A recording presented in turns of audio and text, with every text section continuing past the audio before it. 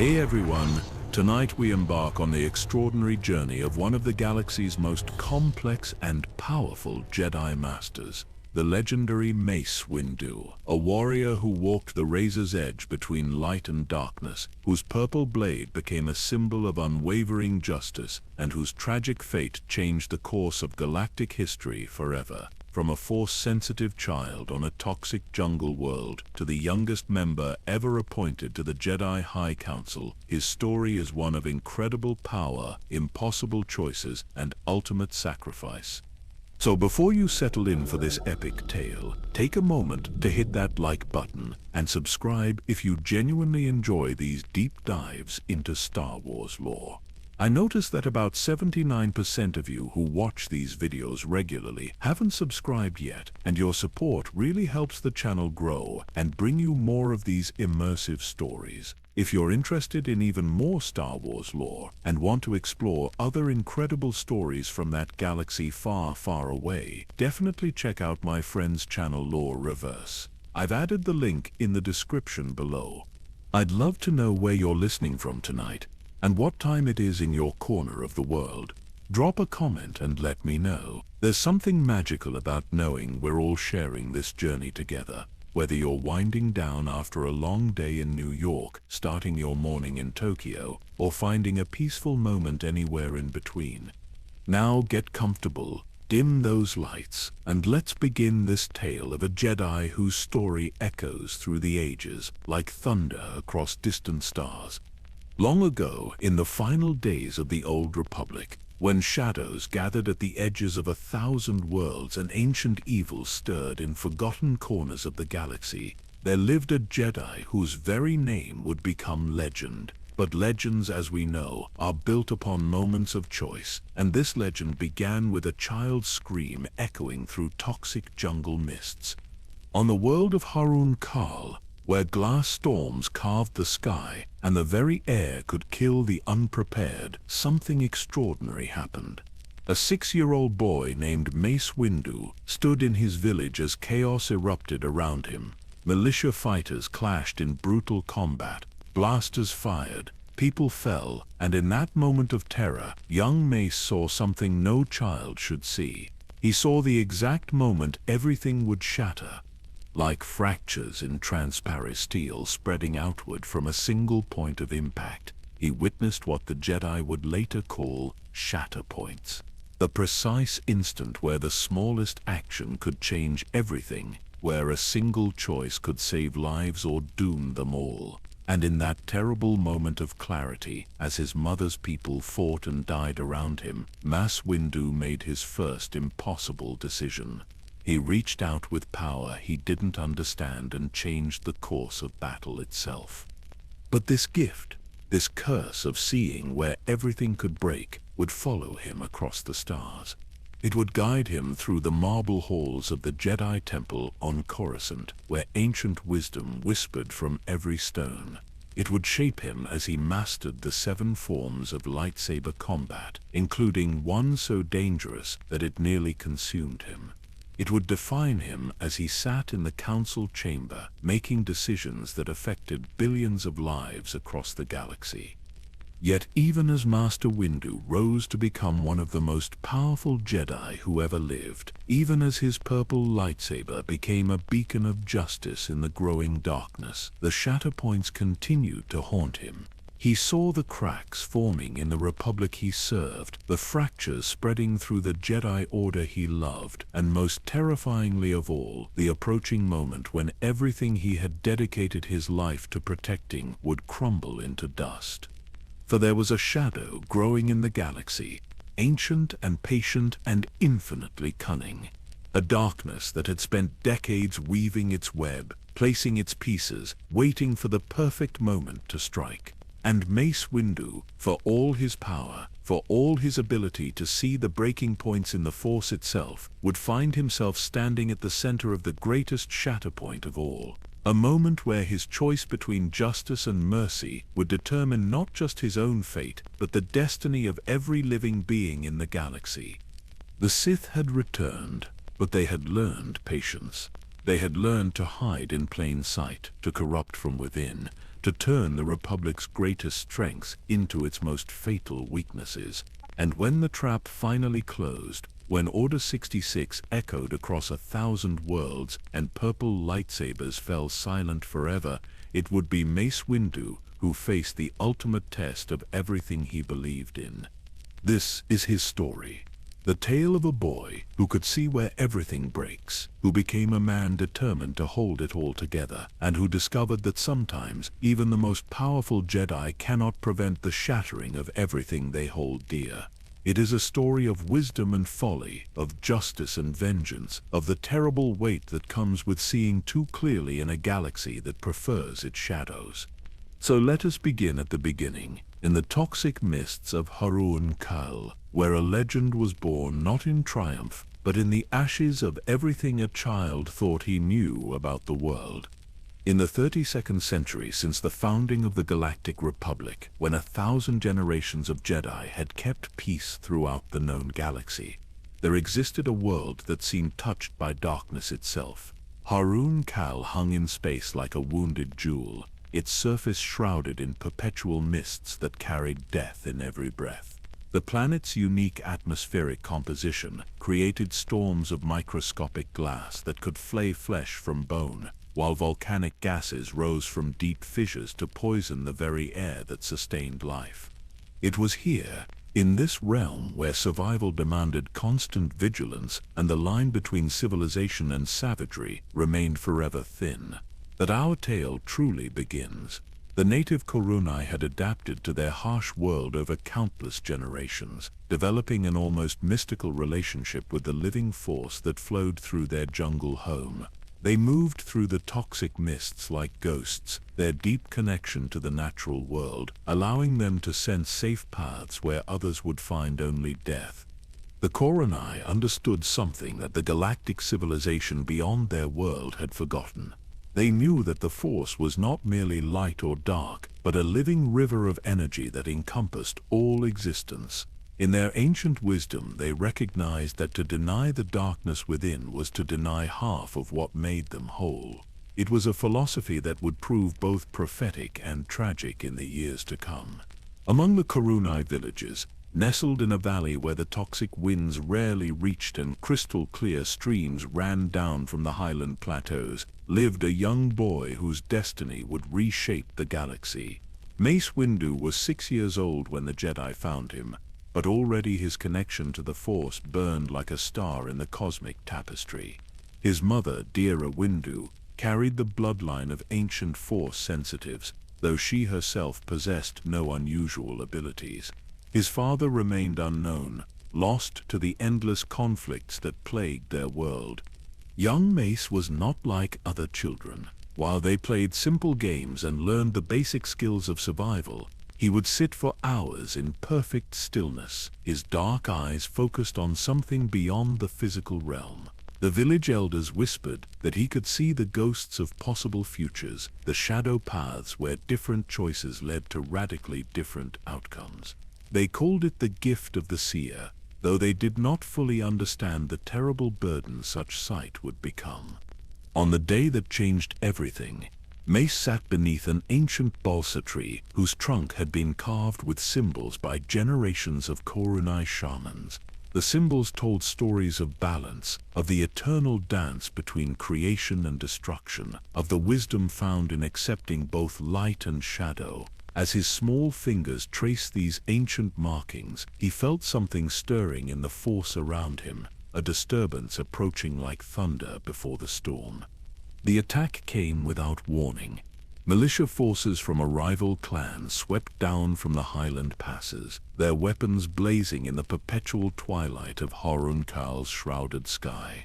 The peaceful village erupted into chaos as defenders scrambled to protect their homes and families.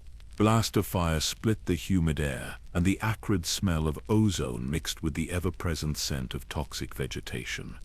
In that moment of terror and confusion, as his people fought and died around him, young Mace Windu experienced his first true vision of shatterpoints. He saw the battle not as a single chaotic event, but as a complex web of interconnected moments, each one a potential breaking point where the smallest change could alter the entire outcome. He saw where the militia leader would fall if pushed 3 steps to the left. He saw how a damaged power cell would explode if struck at precisely the right angle. He saw the exact sequence of events that would save his village or damn it to destruction. And with a wisdom far beyond his years, he acted. The boy reached out with the Force, not in the controlled, disciplined manner that the Jedi would later teach him, but with the raw, instinctive power of his Kurunai heritage. He embraced both the light and the dark, drawing on his love for his people and his fury at their attackers in equal measure. The shatterpoint revealed itself to him like a map written in starlight, and he pressed against it with all the strength his young spirit could muster. The results were immediate and dramatic. The militia leader stumbled at a crucial moment, his shot going wide. A ricocheting blaster bolt struck an ammunition cache, sending debris flying in a pattern that seemed almost choreographed. The attacking forces found themselves suddenly scattered and disorganized, their tactical advantage evaporating like morning mist under a blazing sun. Within minutes, they were in full retreat, leaving the village battered but victorious. It was then that the stranger arrived. Jedi Master Teresa moved through the aftermath of battle like a living tree given humanoid form, her ancient natty physiology allowing her to shift between plant and animal characteristics as the situation demanded. Her connection to the living force ran deeper than most, spanning centuries of wisdom and experience. She had felt the disturbance in the cosmic energy from halfway across the galaxy, a ripple of such power and potential that she had immediately set course for this remote and dangerous world. As she approached young Mace, still sitting beneath the carved balsa tree with tears streaming down his face, she recognized something that filled her with both hope and dread. Here was a child whose connection to the Force rivaled that of the legendary Jedi Masters of old, but his power was raw, untrained, and dangerous beyond measure. In his small hands lay the potential to become either the galaxy's greatest protector or its most terrible destroyer. Master Teresa knelt beside the boy, her ancient eyes reflecting wisdom accumulated over countless lifetimes. She spoke to him in the soft, musical tones of her species, her words carrying the weight of forests and the patience of mountains. She told him of the Jedi Order, of the great temple on Coruscant, where Force-sensitive children learned to channel their abilities in service to peace and justice. She spoke of the code that guided their actions and the discipline that shaped their hearts. But even as she offered him this path, she sensed the complexity of his nature. This was not a child who would easily conform to traditional Jedi teachings.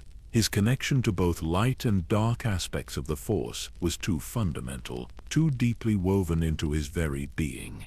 He would need special guidance, unique training methods that honored his Kurunai heritage while preparing him for the challenges that lay ahead. As Mother Mace Windu said her tearful goodbye to her son, pressing into his small hands a carved piece of balsa wood that had been blessed by their village shamans, she whispered words of wisdom that would echo throughout his life. She told him to remember that strength without compassion was mere brutality, but compassion without strength was powerless to protect those who needed protection most. She reminded him that he carried within himself the spirits of all who had come before, and that he must honor their memory by choosing his path with wisdom and courage. Young Mace Windu boarded Master Teresa's starship with a heavy heart but determined spirit. As Haruun Kal's toxic atmosphere fell away beneath them and the stars opened up in their infinite glory, he pressed his face to the viewport and watched his home world shrink to a single point of light. He did not know then that he would return to that world as a grown man, that the lessons learned in its dangerous jungles would prove crucial to his destiny. He only knew that his old life was ending and something vast and unknown was beginning. The journey to Coruscant would take several days, time that Master Teresa used to begin his earliest training in meditation and Force awareness. she was careful not to suppress his natural abilities, but rather to help him understand them. She taught him that the shatterpoints he saw were not random visions but glimpses of the Force itself, revealing the underlying structure of reality. With proper training and discipline, such sight could become one of the most powerful abilities a Jedi could possess.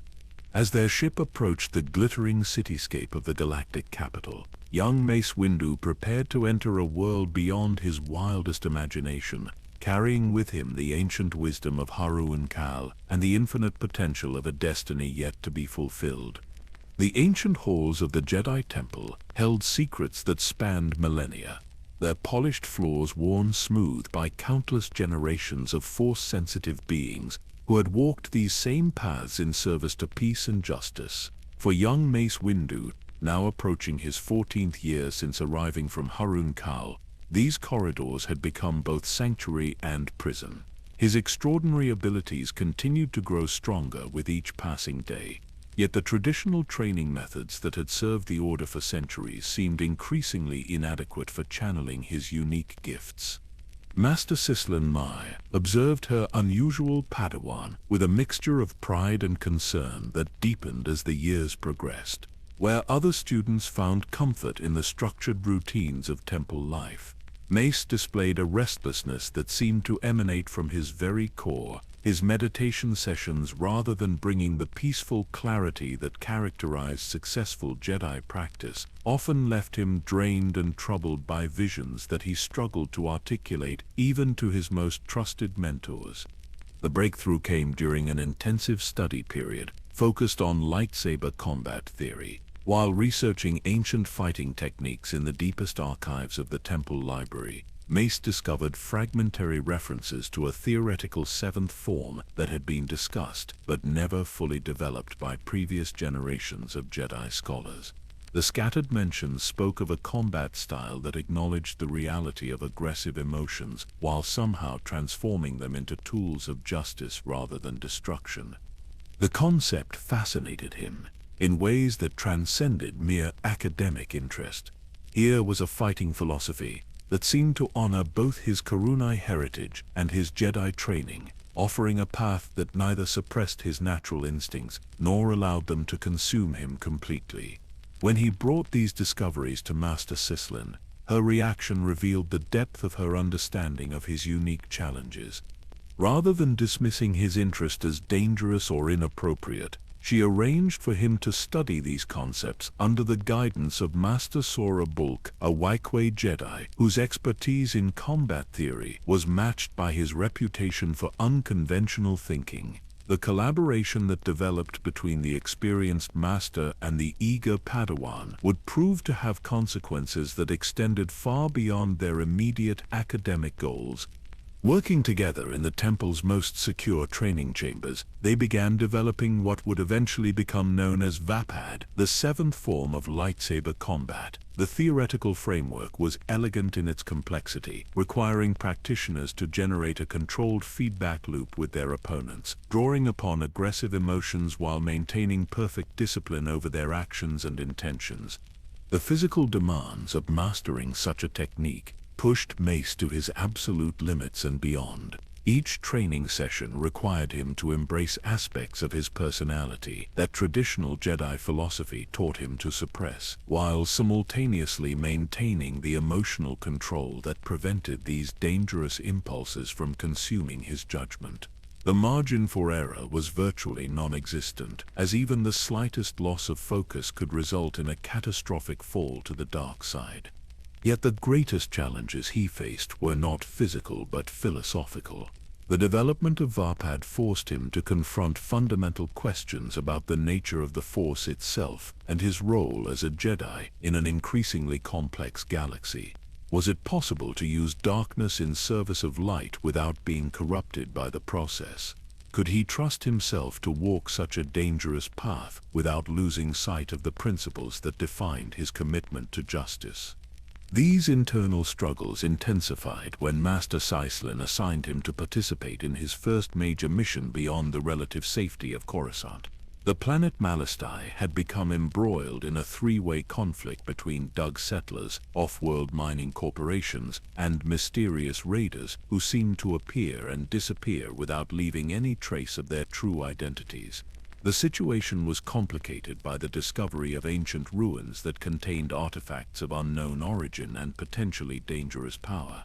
The journey to Malastare marked the first time since leaving Haruun Kal that Mace found himself in an environment where his unique abilities were not just advantageous but absolutely essential for survival. The desert world's harsh conditions and complex political landscape created a perfect storm of challenges that tested every aspect of his training while forcing him to rely on instincts that connected him to his earliest memories of home. The raiders they encountered proved to be unlike any enemy that traditional Jedi training had prepared them to face. These were not simple criminals motivated by greed or desperation, but organized combatants who displayed knowledge of Force techniques that seemed to blend aspects of both light and dark side traditions. Their attacks were coordinated with a precision that suggested military training, yet their methods included psychological warfare tactics that were designed to exploit the emotional vulnerabilities of their Jedi opponents. During the first major engagement with these mysterious adversaries, Mace experienced something that would haunt him for the rest of his life. As the battle raged around him and his companions faced overwhelming odds, he felt the familiar sensation of shatterpoints revealing themselves in the Force. But this time, the vision that unfolded was different from anything he had experienced before. He saw not just the immediate tactical situation, but layers of possibility that extended far beyond the current conflict. These raiders were connected to larger networks of influence that stretched across multiple sectors of the galaxy. Their presence on Malastare was not an isolated incident, but part of a coordinated campaign that served purposes he could not yet comprehend.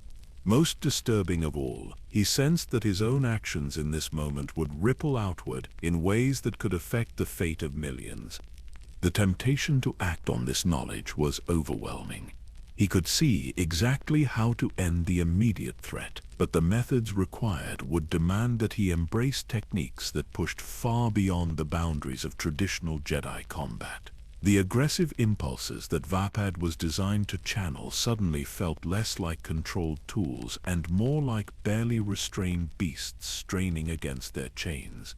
Master Sislin, fighting beside him in the swirling dust of the Malastare desert, sensed the struggle taking place within her Padawan without needing to see the specific details.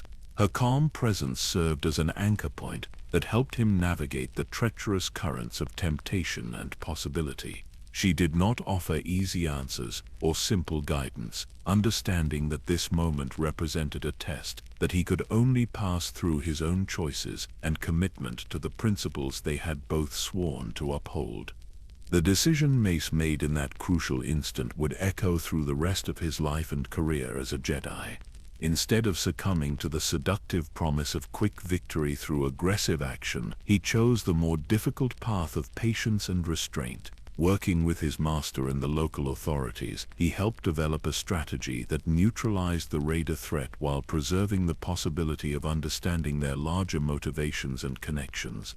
The investigation that followed revealed disturbing patterns that seemed to confirm his worst fears about the galaxy's current trajectory. The raiders were indeed part of a larger organization that possessed resources and knowledge far beyond what any simple criminal enterprise should have been able to accumulate. Their weapons included technology that incorporated Force-based enhancements, and their operational methods suggested coordination from sources with detailed intelligence about Republic security protocols.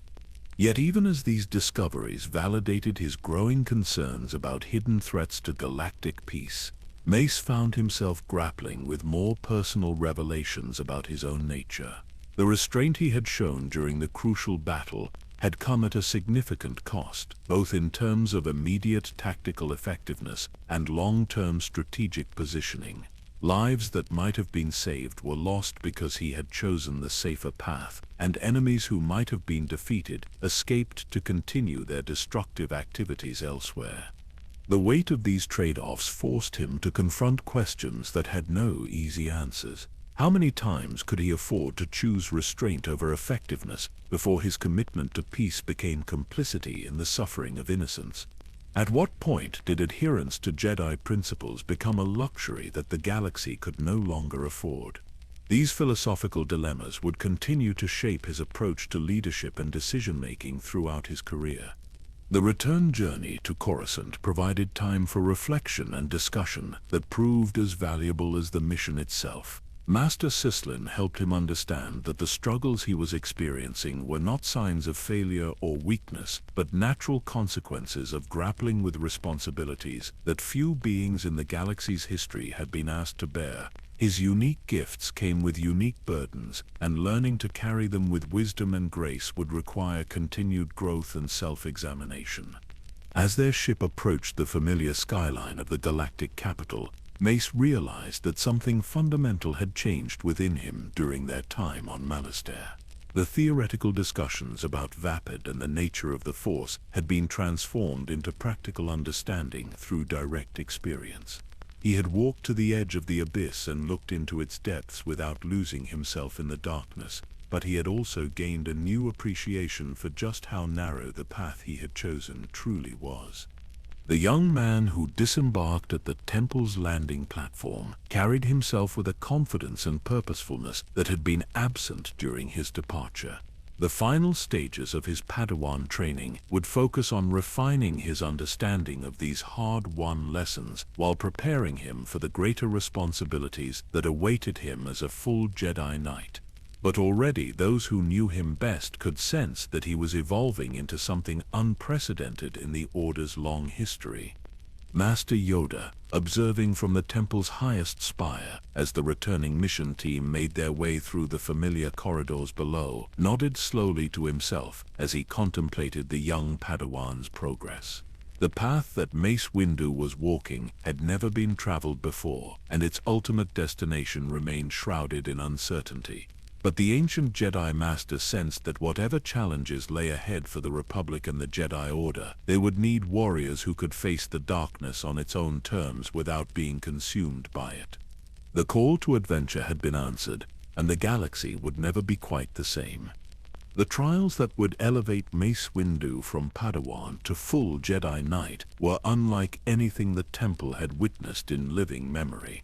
While most candidates faced standardized tests of skill, knowledge, and character, the Jedi Council recognized that conventional approaches would be insufficient for someone of Mace's unique abilities and temperament. Instead, they designed a series of challenges specifically tailored to test his mastery over the dangerous forces that dwelled within him. The first trial took place in the deepest levels of the temple, in chambers that had not been used for decades. Here, surrounded by ancient Sith artifacts that had been collected over millennia and carefully contained by Jedi Guardians, Mace was required to maintain perfect emotional equilibrium while exposed to concentrated dark side energy.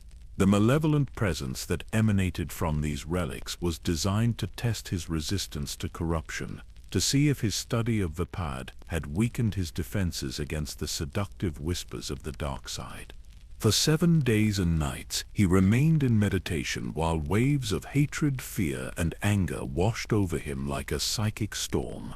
Lesser Jedi would have been driven mad or corrupted within hours, but Mace had learned to channel these emotions through his unique fighting form, transforming destructive energy into focused purpose.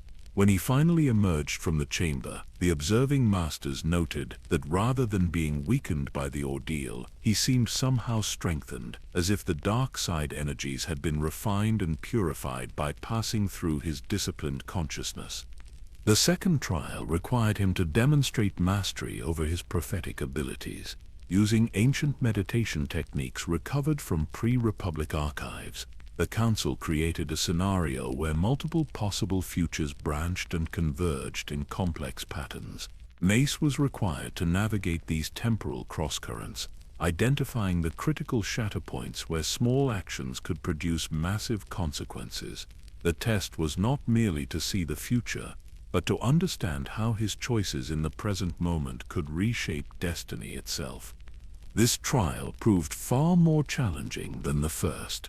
The visions that flooded his awareness were not gentle glimpses of possibility, but overwhelming torrents of information that threatened to drown his consciousness in an ocean of potential outcomes. He saw wars that might never be fought, heroes who might never be born, and catastrophes that could be averted with the proper intervention. The temptation to act on every vision, to try to prevent every possible tragedy, was almost irresistible. But Mace had learned wisdom during his years of training. He understood that the future was not a fixed destination, but a constantly shifting landscape shaped by the choices of countless beings across the galaxy. His role was not to control these outcomes, but to position himself where he could make the greatest positive impact when the crucial moments arrived. With this understanding, he successfully completed the trial, demonstrating that his prophetic gifts were tools of service rather than sources of personal power. The final trial was perhaps the most unconventional in Jedi history. Rather than facing a physical or mental challenge, Mace was required to teach. The Council presented him with a group of troubled younglings whose connection to the Force was complicated by traumatic experiences or unusual abilities. His task was to help them find their path to becoming Jedi, while honoring their individual natures rather than forcing them into traditional molds. Among these younglings was Depa Billaba, a Chalactan girl whose empathic abilities were so powerful that she could barely function in crowded environments. Her sensitivity to the emotions of others had left her withdrawn and fearful, convinced that she was too weak to ever become a true Jedi. Working with her required Mace to draw upon reserves of patience and compassion that he had not fully realized he possessed. Through their interactions, both teacher and student discovered new aspects of themselves. Mace learned that his natural intensity, when properly channeled, could provide strength and stability for those who struggled with their own inner turmoil.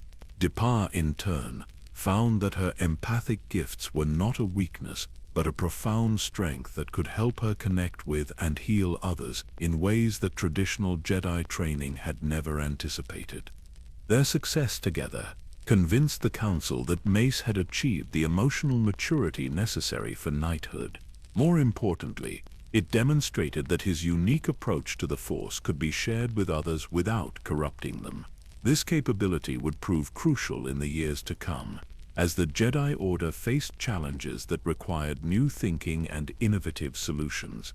The ceremony that elevated Mace to the rank of Jedi Knight took place at dawn, as the first rays of Coruscant's sun illuminated the temple's highest spire. Grand Master Yoda himself performed the ancient ritual, his lightsaber humming softly as he severed the traditional Padawan braid from Mace's hair. The symbolic act represented not just the completion of his training, but his emergence as an independent agent of the Force, free to pursue his unique destiny, while remaining bound by the principles that had shaped him. His first solo mission as a knight took him to the Outer Rim world of Malastare, where a dispute between Dug settlers and off-world mining corporations threatened to erupt into full-scale war. The situation was complicated by the presence of ancient ruins that both sides claimed as their ancestral heritage. Archaeological evidence suggested that neither group had legitimate historical claims to the disputed territory, but emotional attachments ran deep on both sides. Traditional Jedi diplomacy might have focused on finding a compromise that satisfied neither party but prevented open conflict. Mace chose a different approach. Using his ability to perceive shatterpoints, he identified the key individuals on both sides whose personal grievances were driving the larger conflict. Rather than addressing the political issues directly, he worked to resolve these personal disputes, understanding that lasting peace could only be built on a foundation of individual reconciliation. The process required him to spend weeks in the desert ruins, mediating not just between the opposing factions, but between different aspects of his own nature. The violent history embedded in the ancient stones called to the Karunai warrior within him, while his Jedi training demanded patience and compassion. Finding the balance between these competing impulses became a form of meditation in action, helping him further refine his understanding of Vapad's principles. His success on Malastare established his reputation as a Jedi who could handle complex situations that defied conventional solutions. Word of his unconventional methods spread through the diplomatic corps, and soon he was receiving assignments that other knights had been unable to resolve. Each mission taught him something new about himself and about the galaxy he had sworn to protect.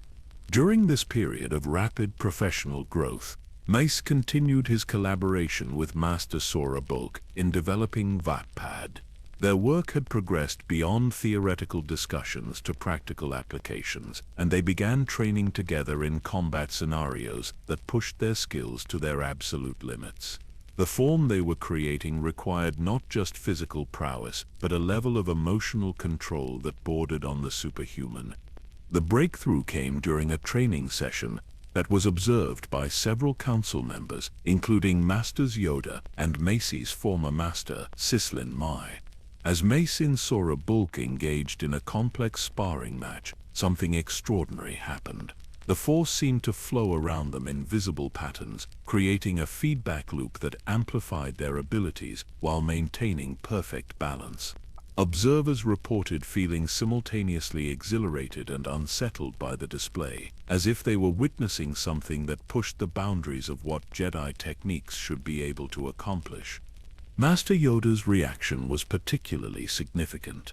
The ancient Jedi approached Mace after the demonstration, his expression thoughtful and somewhat troubled. In his cryptic way, he acknowledged the power and potential of what they had achieved, while warning of the dangers that lay ahead. The dark side was seductive precisely because it offered quick solutions to complex problems, and even a technique designed to harness that power for good purposes carried inherent risks.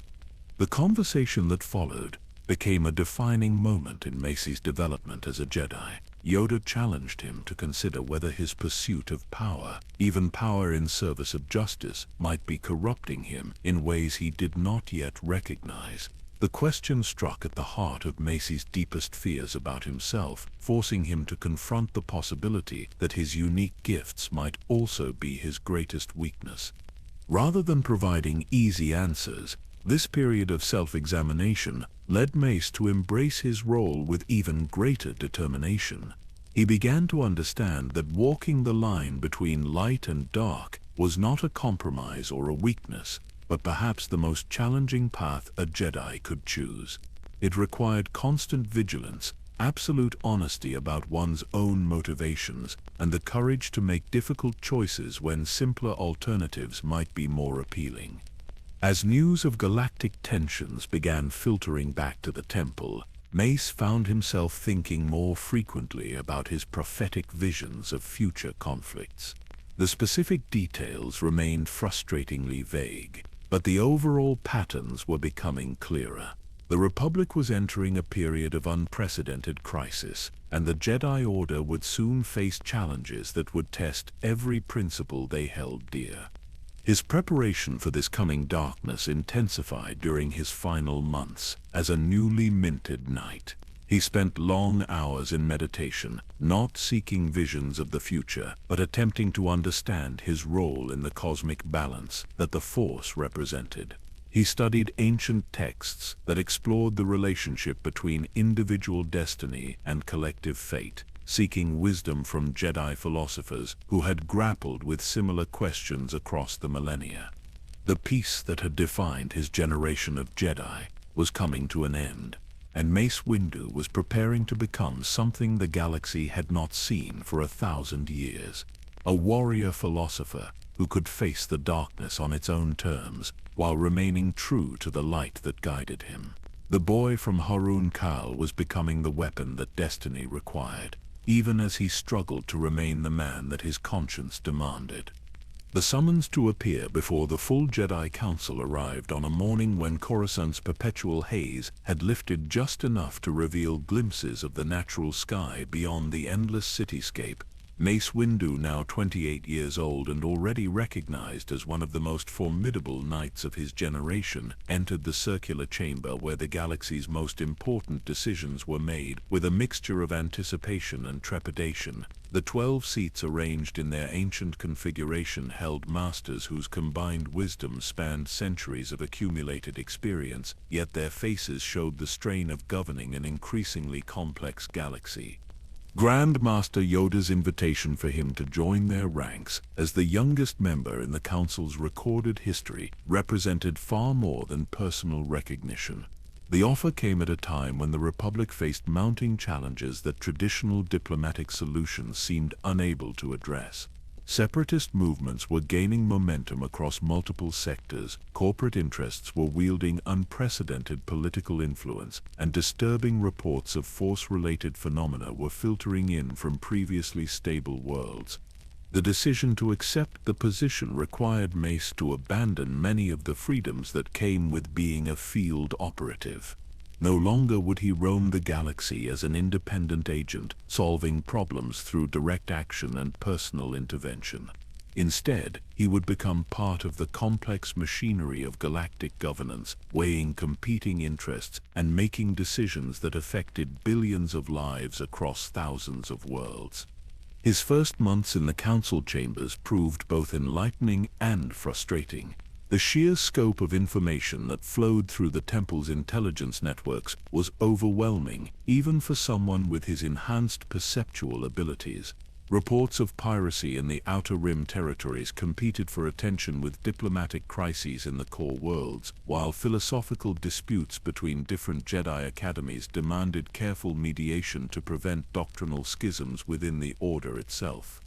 Yet it was during this period of adjustment that Mace's unique gifts began to reveal patterns that had been invisible to others.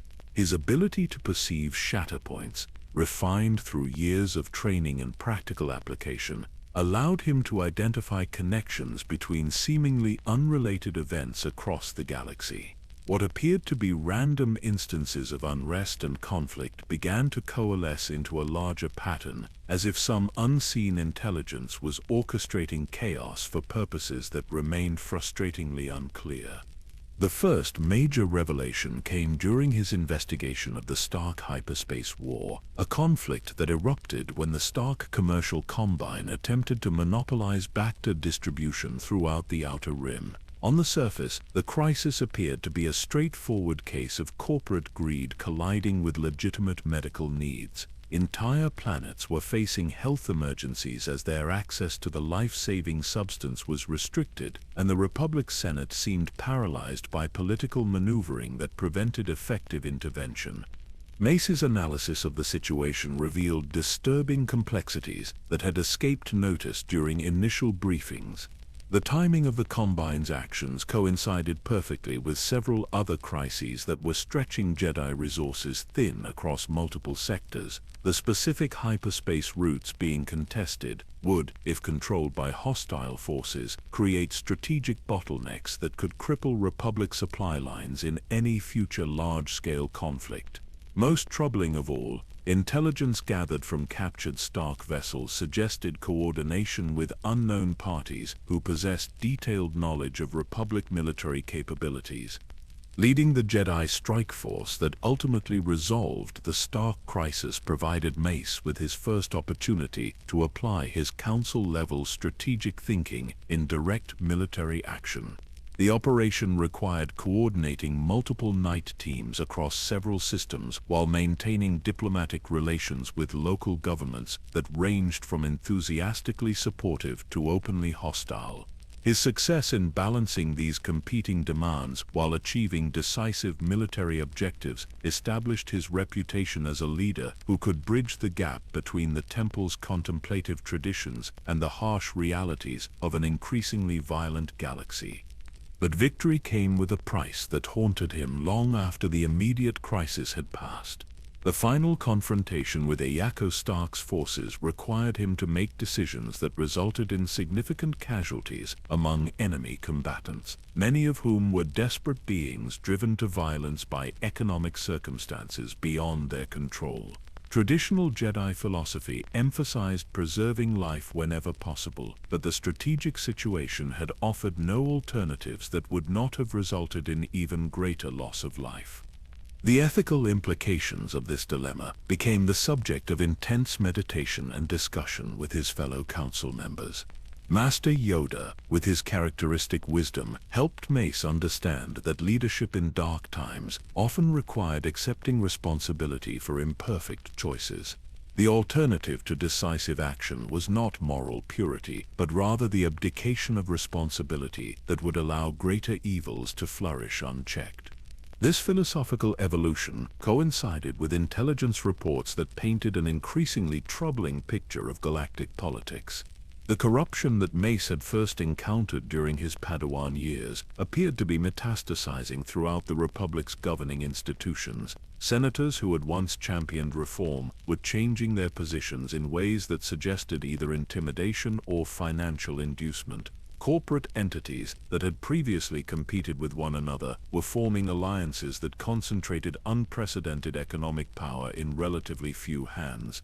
Most disturbing of all were the reports of Force-sensitive individuals disappearing from worlds across the Outer Rim territories.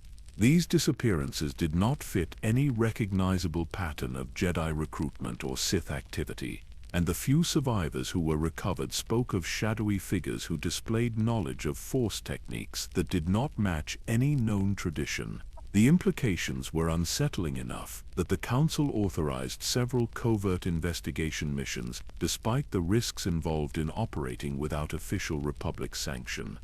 Mace's personal involvement in these investigations brought him face to face with evidence of systematic manipulation that extended far beyond simple criminal activity. Ancient Sith artifacts were appearing in locations where they had no historical reason to exist, suggesting that someone was deliberately seeding them throughout the galaxy for unknown purposes. The people who had been exposed to these artifacts showed signs of psychological conditioning that resembled techniques described in the most forbidden sections of the Jedi archives. The pattern that emerged from months of careful analysis was both clear and terrifying. Some organization with extensive resources and detailed knowledge of Force traditions was working to destabilize the Republic while simultaneously weakening the Jedi Order's ability to respond effectively. The scale of the operation suggested coordination that spanned decades, possibly centuries, with a level of patience and strategic thinking that exceeded anything in recorded criminal history. Yet when Mace attempted to present his findings to the full council, he encountered resistance that surprised him with its intensity. Several masters expressed skepticism about his conclusions, arguing that the evidence could be explained by coincidence or natural political evolution rather than deliberate conspiracy. Others worried that his reputation for aggressive action might be coloring his interpretation of ambiguous data, leading him to see coordinated threats where none actually existed. The debate that followed revealed fundamental divisions within the Jedi leadership about their role in galactic affairs.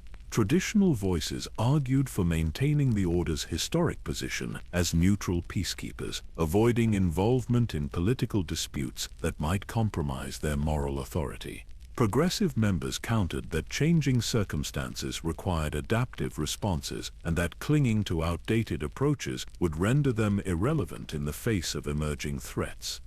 Master Yaddle's support proved crucial in legitimizing Mace's concerns without forcing the Council into premature action. Her ancient wisdom provided historical context that helped other members understand how previous Sith resurgences had begun with exactly the kind of subtle manipulation that Mace was documenting. The parallels were not exact, but they were consistent enough to justify increased vigilance and more sophisticated intelligence-gathering operations. The authorization for expanded investigations came with significant restrictions that reflected the Council's continuing caution. Operations would be conducted through existing diplomatic channels whenever possible, minimizing the risk of political complications that could undermine the Jedi's relationship with the Senate. Evidence gathering would take precedence over direct action, ensuring that any eventual response would be based on comprehensive understanding rather than reactive impulse. These constraints frustrated Mace, whose combative instincts urged more aggressive intervention, but he recognized the wisdom underlying the Council's approach. The enemy they faced, if enemy it truly was, had spent years or decades positioning their pieces for whatever endgame they envisioned. Hasty action based on incomplete information could easily serve their purposes better than careful Jedi investigation. His growing understanding of this hidden threat began to influence every aspect of his service on the Council. Strategic decisions that had once seemed straightforward now carried implications that extended far beyond their immediate objectives. Trade agreements that appeared economically beneficial might actually be strengthening organizations with hostile intentions. Diplomatic initiatives designed to resolve regional conflicts might be inadvertently advancing someone else's agenda for galactic destabilization. The weight of this knowledge created an isolation that few could understand. Even among his fellow council members, Mace often found himself seeing connections and implications that others dismissed as speculation. His reputation for decisive action, once seen as a valuable asset, began to be viewed by some as a potential liability in situations that required patient investigation rather than immediate resolution. During this period of growing tension and uncertainty, Mace's prophetic visions intensified in both frequency and clarity. The glimpses of galactic warfare that had haunted his youth were becoming more specific, revealing details that suggested the conflicts he foresaw were rapidly approaching. He began to see familiar faces among the combatants, recognizing Jedi Masters and Republic officials in scenarios that depicted them as enemies rather than allies. Most troubling of all were the visions that showed him standing at the center of these conflicts, his purple lightsaber blazing, as he faced opponents whose identities remained frustratingly obscured. These glimpses of personal destiny carried emotional weight that made them impossible to dismiss as mere nightmares, yet their specific details remained too vague to serve as useful intelligence for strategic planning. The cumulative effect of these revelations and visions was to convince Mace that the Republic and the Jedi Order were approaching a crisis that would test every assumption they held about their roles in galactic civilization. The enemy they faced was patient, sophisticated, and utterly ruthless in their willingness to sacrifice innocent lives for strategic advantage. Defeating such a foe would require the Jedi to evolve beyond their traditional limitations while somehow maintaining the moral principles that justified their existence. As he stood alone in his council chambers late one night, looking out at the endless lights of Coruscant's cityscape, Mace understood that his journey was just beginning. The boy who had seen shatterpoints in a village on Haruun Kal was becoming the man who would need to heal the fractures in galactic civilization itself. The purple blade at his side hummed with potential energy, waiting for the moment when words would no longer suffice and action would become the only path to justice.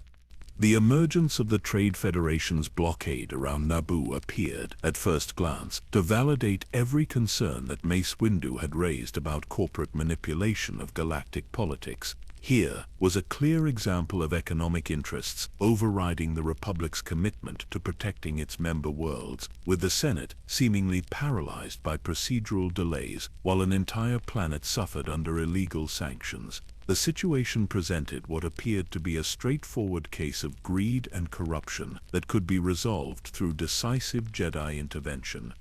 Master Qui-Gon Jinn's initial reports from the surface of Naboo painted a picture that aligned perfectly with this interpretation. The Trade Federation's droid armies were enforcing the blockade with mechanical precision, while their Nemorian leadership demonstrated the kind of callous disregard for sentient life that had become all too common among the galaxy's most powerful commercial entities.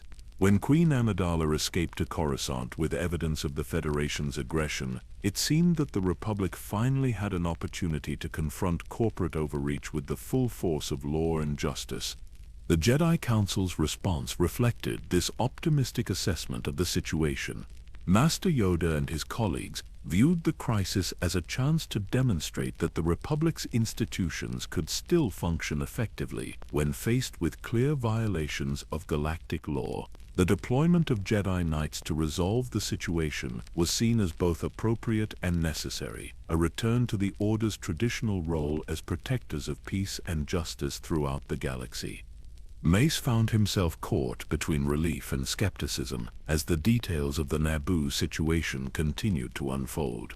On one hand, the crisis appeared to confirm his theories about corporate manipulation of political processes, providing concrete evidence that could be used to support broader reforms of the Republic's economic policies. The Trade Federation's actions were so blatantly illegal that even the most corruption-prone senators would find it difficult to defend them publicly. Yet something about the entire scenario felt fundamentally wrong to his enhanced perceptions. The shatterpoints that he could sense surrounding the crisis were far more complex than a simple case of corporate aggression would warrant.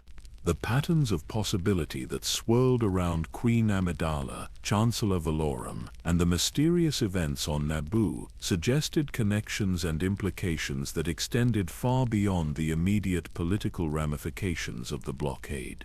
His concerns deepened when Qui-Gon's subsequent reports began describing encounters with a mysterious warrior who wielded a red lightsaber and displayed mastery of dark side combat techniques. The implications of Sith involvement transformed the entire nature of the crisis, suggesting that the Trade Federation might be serving as a proxy for forces whose agenda remained completely unknown. If true, this possibility rendered all of the Council's careful political calculations potentially meaningless. The news of Qui-Gon Jinn's death on Naboo struck the Jedi community like a thunderbolt, shattering assumptions about the nature of the threats they faced, and forcing a complete re-evaluation of their strategic approaches. The loss of such an experienced and capable master in what should have been a relatively straightforward diplomatic mission sent shockwaves through the temple that reverberated for months afterward. But perhaps even more disturbing than Qui-Gon's death was the emergence of his young Padawan, Obi-Wan Kenobi, as the apparent victor in single combat against a Sith Lord.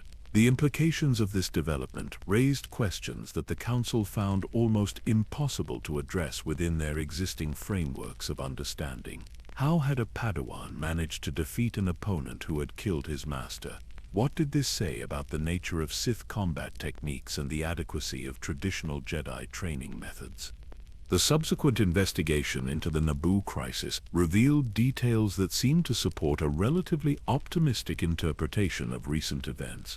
The Trade Federation's leadership had been arrested and their illegal blockade dissolved. Queen Amidala had been restored to her throne, and the immediate threat to galactic stability appeared to have been neutralized. Chancellor Valorum's replacement by Palpatine of Naboo was seen as a positive development that might bring fresh energy and perspective to the Republic's increasingly sluggish governmental processes.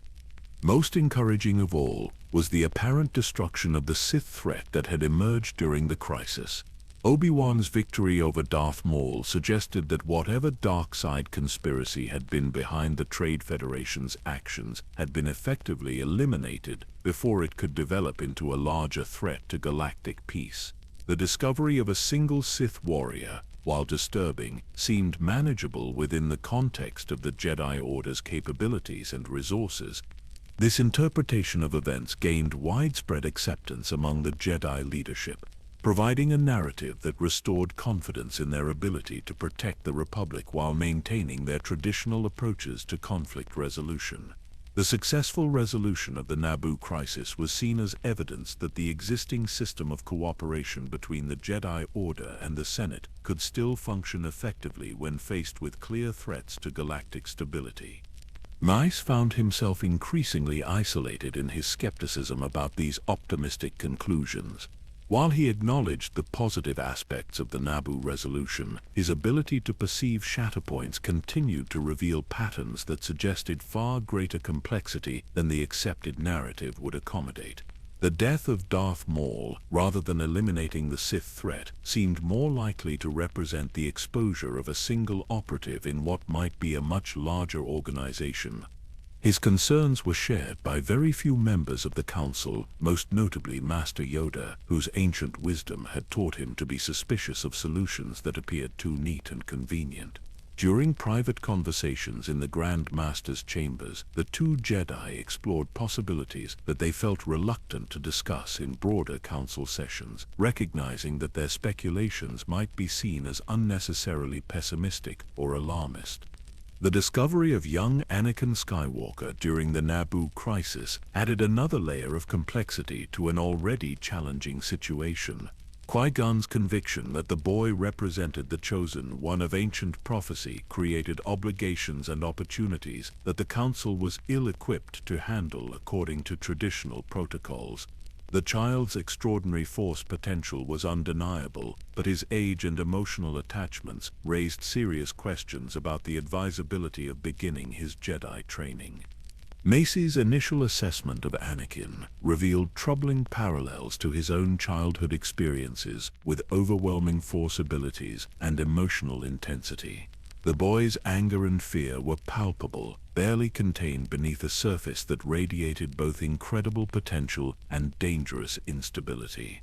Unlike Mace's own discovery as a young child, Anakin's introduction to Jedi training came at an age when his personality and worldview had already been significantly shaped by experiences that included slavery, violence, and separation from his mother.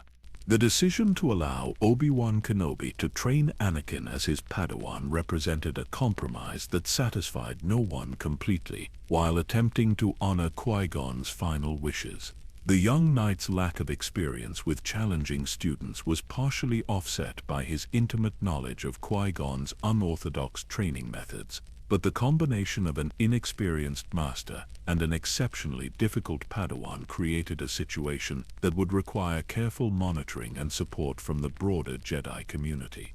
As the immediate aftermath of the Naboo crisis began to settle into a new status quo, Mace found himself struggling with the disconnect between the official narrative of success and his own intuitive understanding of the larger forces at work.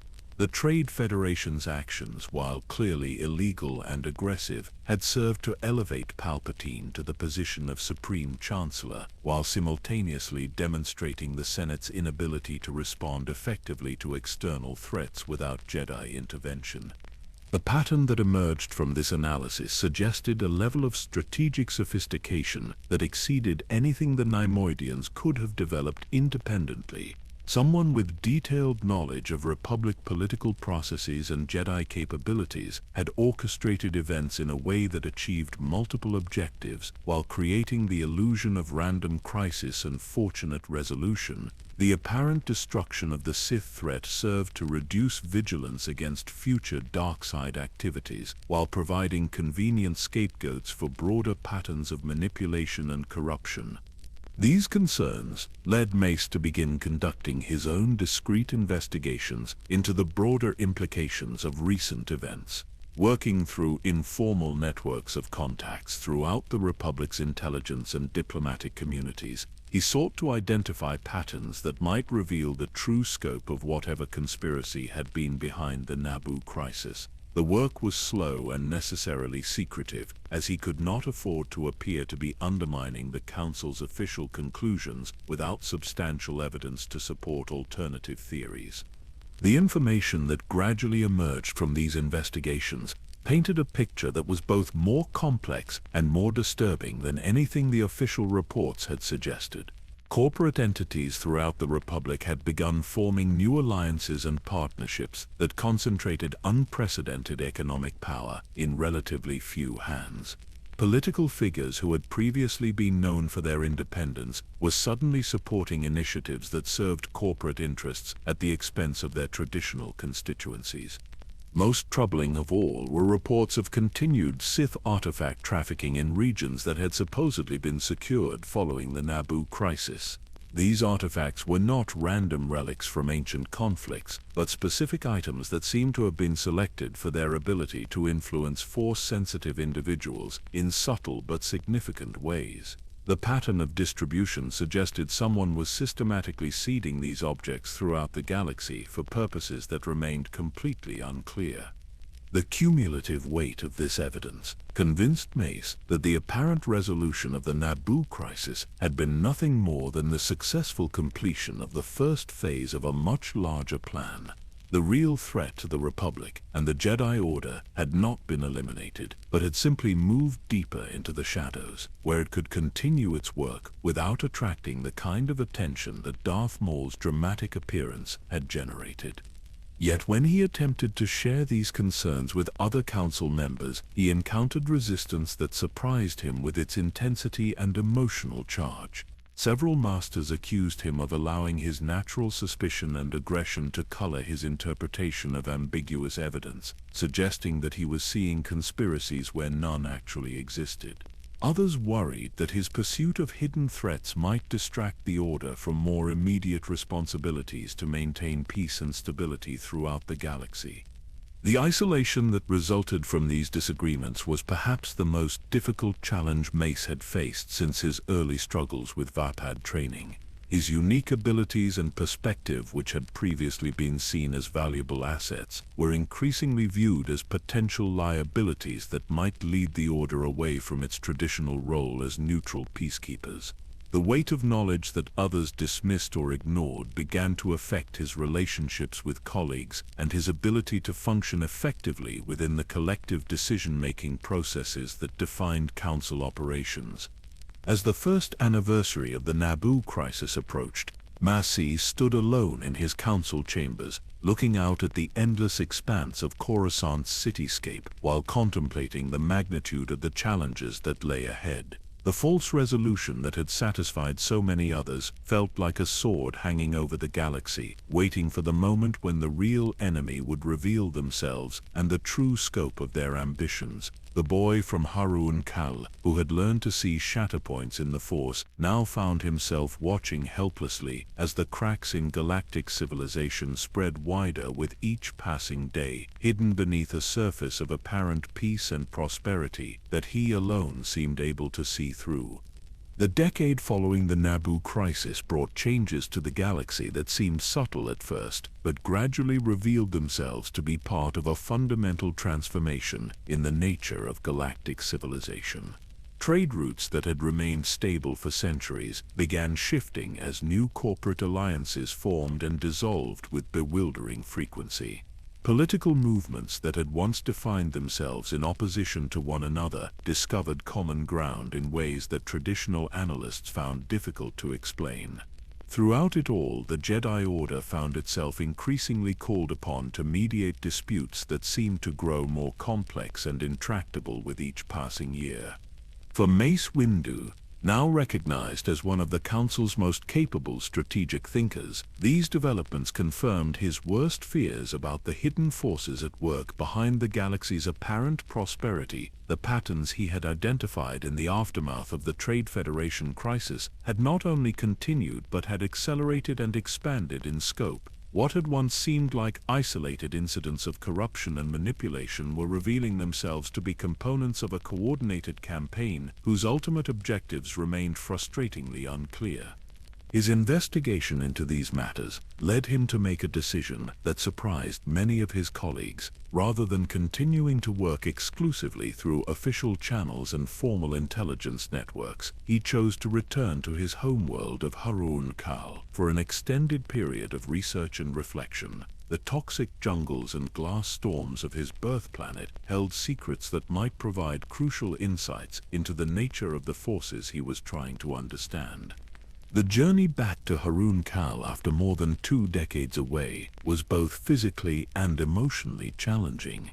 The planetary environment had grown even more hostile during his absence, as mining operations and industrial development had disrupted the delicate ecological balance that had sustained the Karunai for countless generations. The village where he had been born was now little more than a collection of abandoned structures slowly being reclaimed by the aggressive vegetation that characterized his homeworld's unique biosphere. Yet it was precisely this return to his roots that provided Mace with the perspective he needed to understand the larger patterns he had been struggling to comprehend. The Karunai traditions that had shaped his earliest understanding of the Force contained wisdom about the nature of balance and conflict that the Jedi Temple's more formal teachings had never fully captured. Working with the few surviving tribal elders, he began to explore aspects of Force philosophy that had been largely forgotten by mainstream galactic civilization. The ancient Karunai concept of the Great Weaving proved particularly relevant to his current concerns. According to this traditional understanding, the Force was not simply a source of power that could be channeled by individual practitioners, but a complex tapestry of interconnected relationships that bound all living things together in patterns of incredible subtlety and sophistication. Disruptions in one part of this tapestry would inevitably create compensating changes throughout the entire structure, often in ways that were not immediately apparent to those who lacked the perception to see the larger pattern.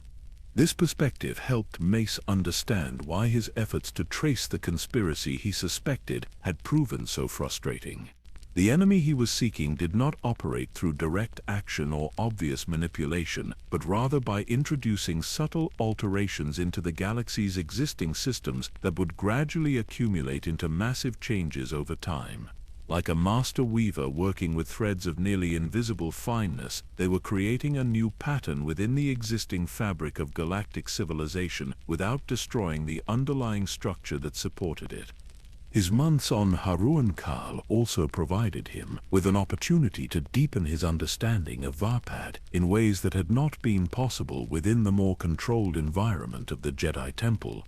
The constant danger and emotional intensity of life in the toxic jungles created perfect conditions for exploring the advanced applications of the seventh form that he and Master Sora Bulk had been developing. Working alone, without the safety net of temple medical facilities or the psychological support of fellow Jedi, he pushed himself to master techniques that required absolute trust in his ability to channel aggressive emotions without being consumed by them. The breakthrough came during an encounter with a pack of Ak dogs, massive predators whose natural resistance to force manipulation made them among the most dangerous creatures on Haruun Kal. Traditional Jedi combat techniques proved largely ineffective against these beasts, as their immunity to force-based attacks left only physical prowess and tactical thinking as viable defensive options. It was during this life-or-death struggle that Mace finally achieved the perfect balance between controlled aggression and disciplined restraint that represented Varpad's ultimate expression. The experience was both exhilarating and terrifying, as he found himself operating at a level of intensity that bordered on the superhuman while maintaining perfect emotional equilibrium. The feedback loop that characterized Varpad's theoretical framework became a living reality, allowing him to draw strength from his opponent's aggression while transforming his own potentially destructive impulses into instruments of precise and purposeful action. For the first time since beginning his study of the seventh form, he understood that he had not simply learned a new fighting technique, but had fundamentally altered his relationship with the Force itself. Yet even as he celebrated this personal breakthrough, Mace could not escape the growing sense that time was running out for the galaxy he had sworn to protect. The visions that had plagued him since childhood were becoming more frequent and more detailed, revealing glimpses of conflicts that seemed to involve every major political and military organization in known space.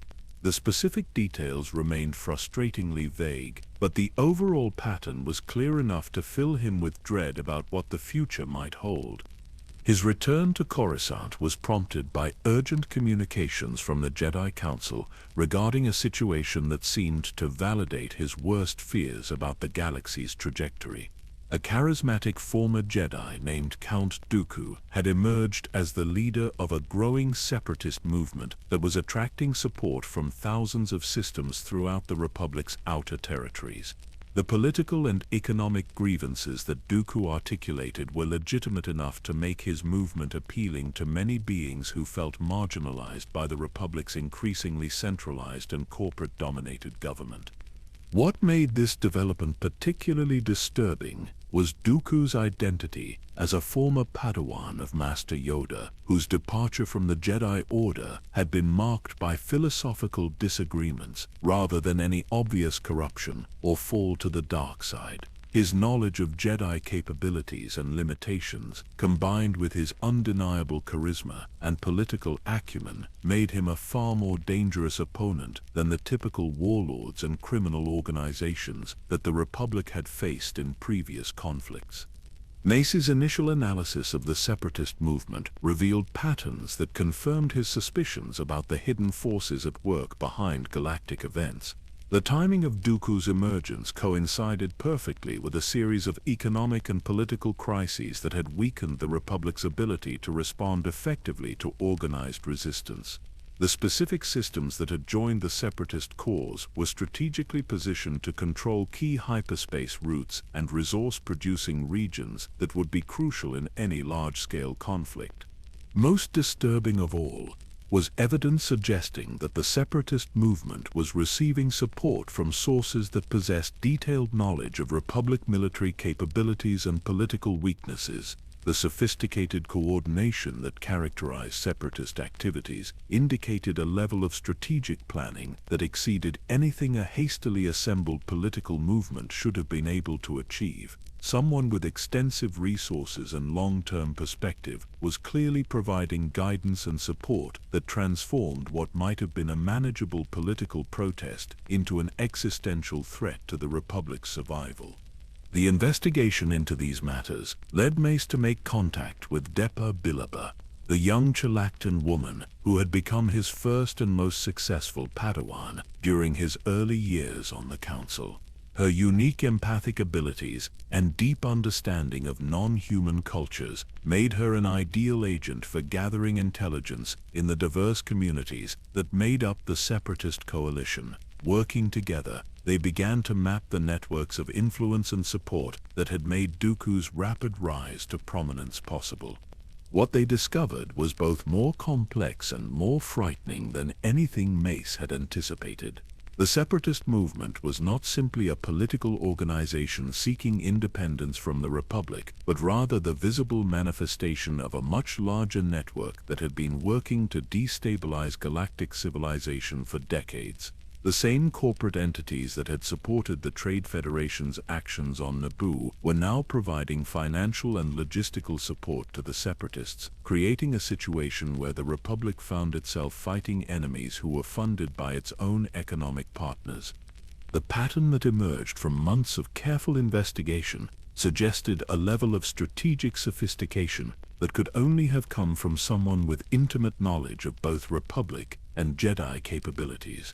The enemy they faced had clearly studied their opponents for years, possibly decades, identifying weaknesses and vulnerabilities that could be exploited through patient and systematic manipulation.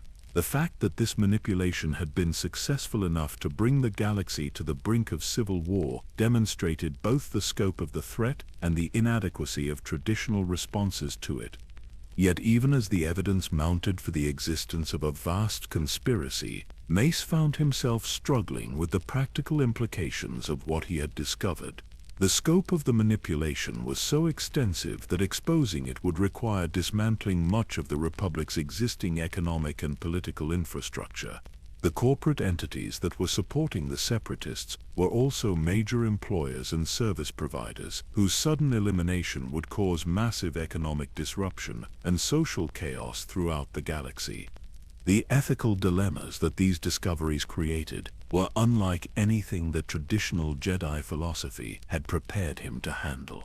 How could he serve the cause of justice while protecting institutions that were fundamentally corrupt? How could he preserve peace while confronting enemies who had made peace impossible through their systematic undermining of the Republic's legitimacy? The answers to these questions seemed to require a level of moral flexibility that pushed far beyond the boundaries of conventional Jedi thinking. His conversations with Depa during this period revealed that she was struggling with similar concerns about the nature of their mission and their obligations as Jedi. Her empathic abilities allowed her to sense the genuine grievances and legitimate anger that motivated many separatist supporters, making it difficult for her to view the conflict in simple terms of right and wrong. The complexity of the situation was wearing on both Master and Padawan in ways that traditional training had not prepared them to handle.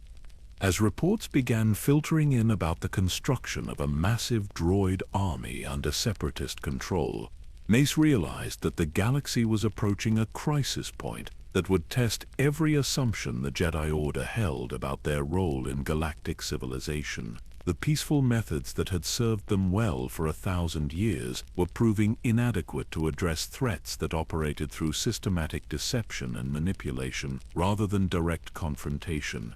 The boy from Haruun Kal, who had learned to see shatterpoints in the Force, was now watching the greatest shatterpoint in galactic history approach with inexorable momentum. The decisions that would be made in the coming months would determine not only the fate of the Republic, but the future of the Jedi Order itself. And at the center of it all stood Mace Windu, the warrior philosopher who had spent his entire life preparing for a moment that no amount of training could have made him ready to face. The intelligence that reached the Jedi Council in the months following Count Dooku's emergence painted a picture of galactic transformation that defied every assumption about the pace and nature of political change.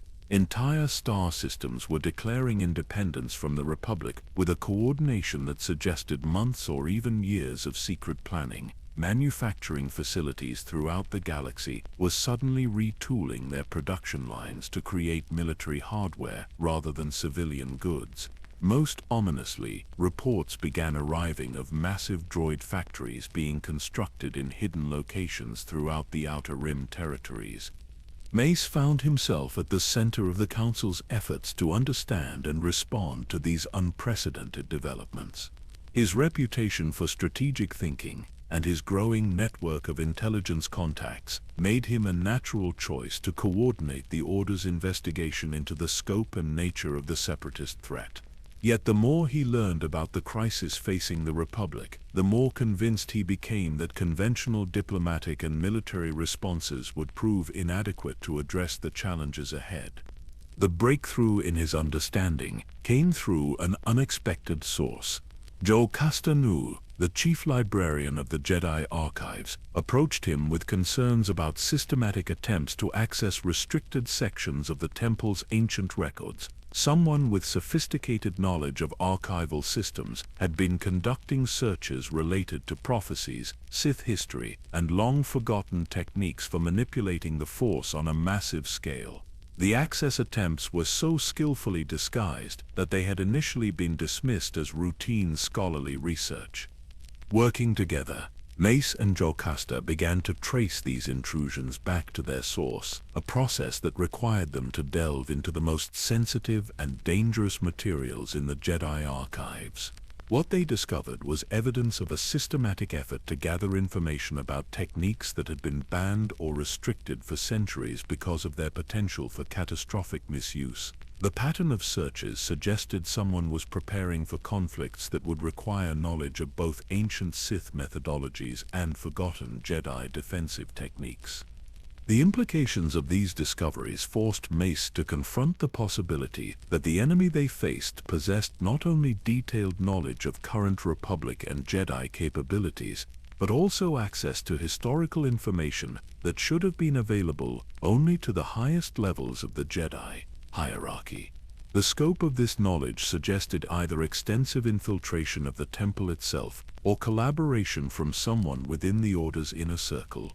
His investigation into these security breaches led him to make a decision that would have profound consequences for his relationship with the Council and his understanding of his own role within the Order. Rather than reporting his suspicions through normal channels, he chose to conduct a secret investigation using techniques and resources that pushed far beyond the boundaries of traditional Jedi methodology. The choice was driven by his growing conviction that conventional approaches were not only inadequate but might actually serve the interests of whoever was behind the conspiracy he was trying to expose. The covert investigation that followed took him into the deepest and most dangerous sections of Coruscant's underworld, where information was traded like currency and loyalty was a commodity that could be bought and sold. Using contacts developed during his earlier field missions, he began to trace the flow of resources and intelligence that was supporting the rapidly expanding separatist movement. The work was dangerous both physically and morally, as it required him to operate in ways that challenged fundamental principles about honesty and transparency that had guided his entire career as a Jedi. What he discovered in the shadowy networks of Coruscant's criminal underground exceeded his worst fears about the scope of the conspiracy he was investigating. The separatist movement was not simply a political organization seeking independence from the Republic, but rather the visible manifestation of a vast commercial and military apparatus that had been constructed over decades of patient and systematic effort. Corporate entities that publicly supported the Republic were secretly funding separatist military development, while criminal organizations that appeared to compete with one another were actually coordinating their activities in service of a common agenda. The financial flows that he was able to trace led back to sources that possessed resources far exceeding anything that legitimate political movements should have been able to accumulate. Someone with access to virtually unlimited funding was systematically purchasing influence and capability throughout the galaxy, creating a shadow network that paralleled and ultimately threatened to supplant the Republic's official institutions. The scale of this operation suggested planning that spanned not just years but decades, with a level of strategic patience that was almost impossible to comprehend. Yet even more disturbing than the scope of the conspiracy was the sophistication of its execution. The enemy they faced had clearly studied the Republic's governmental and military systems with extraordinary thoroughness, identifying weaknesses and vulnerabilities that could be exploited through coordinated action. The timing of various separatist initiatives was perfectly calculated to maximize political impact while minimizing the Republic's ability to respond effectively. Every aspect of the campaign showed evidence of strategic thinking that operated on a level far beyond anything the Republic's leadership had anticipated or prepared to counter. His growing understanding of the true nature of the threat led Mace to make increasingly frequent trips to the restricted sections of the Jedi archives, where he studied ancient texts that dealt with conflicts between light and dark side practitioners on a galactic scale. The historical precedents were not encouraging, as they revealed that previous Sith resurgences had typically succeeded in destroying the civilizations they targeted before being defeated. The patterns described in these ancient records bore uncomfortable similarities to the current crisis, suggesting that the Republic and the Jedi Order were facing an enemy that had learned from the failures of previous dark side campaigns. The emotional toll of this investigation began to affect every aspect of Mace's life and career. His natural intensity, which had always been a defining characteristic, began to take on darker and more troubling qualities as the weight of his discoveries pressed down upon him. Fellow council members noticed changes in his demeanor and decision-making that suggested he was struggling with burdens that he was reluctant to share.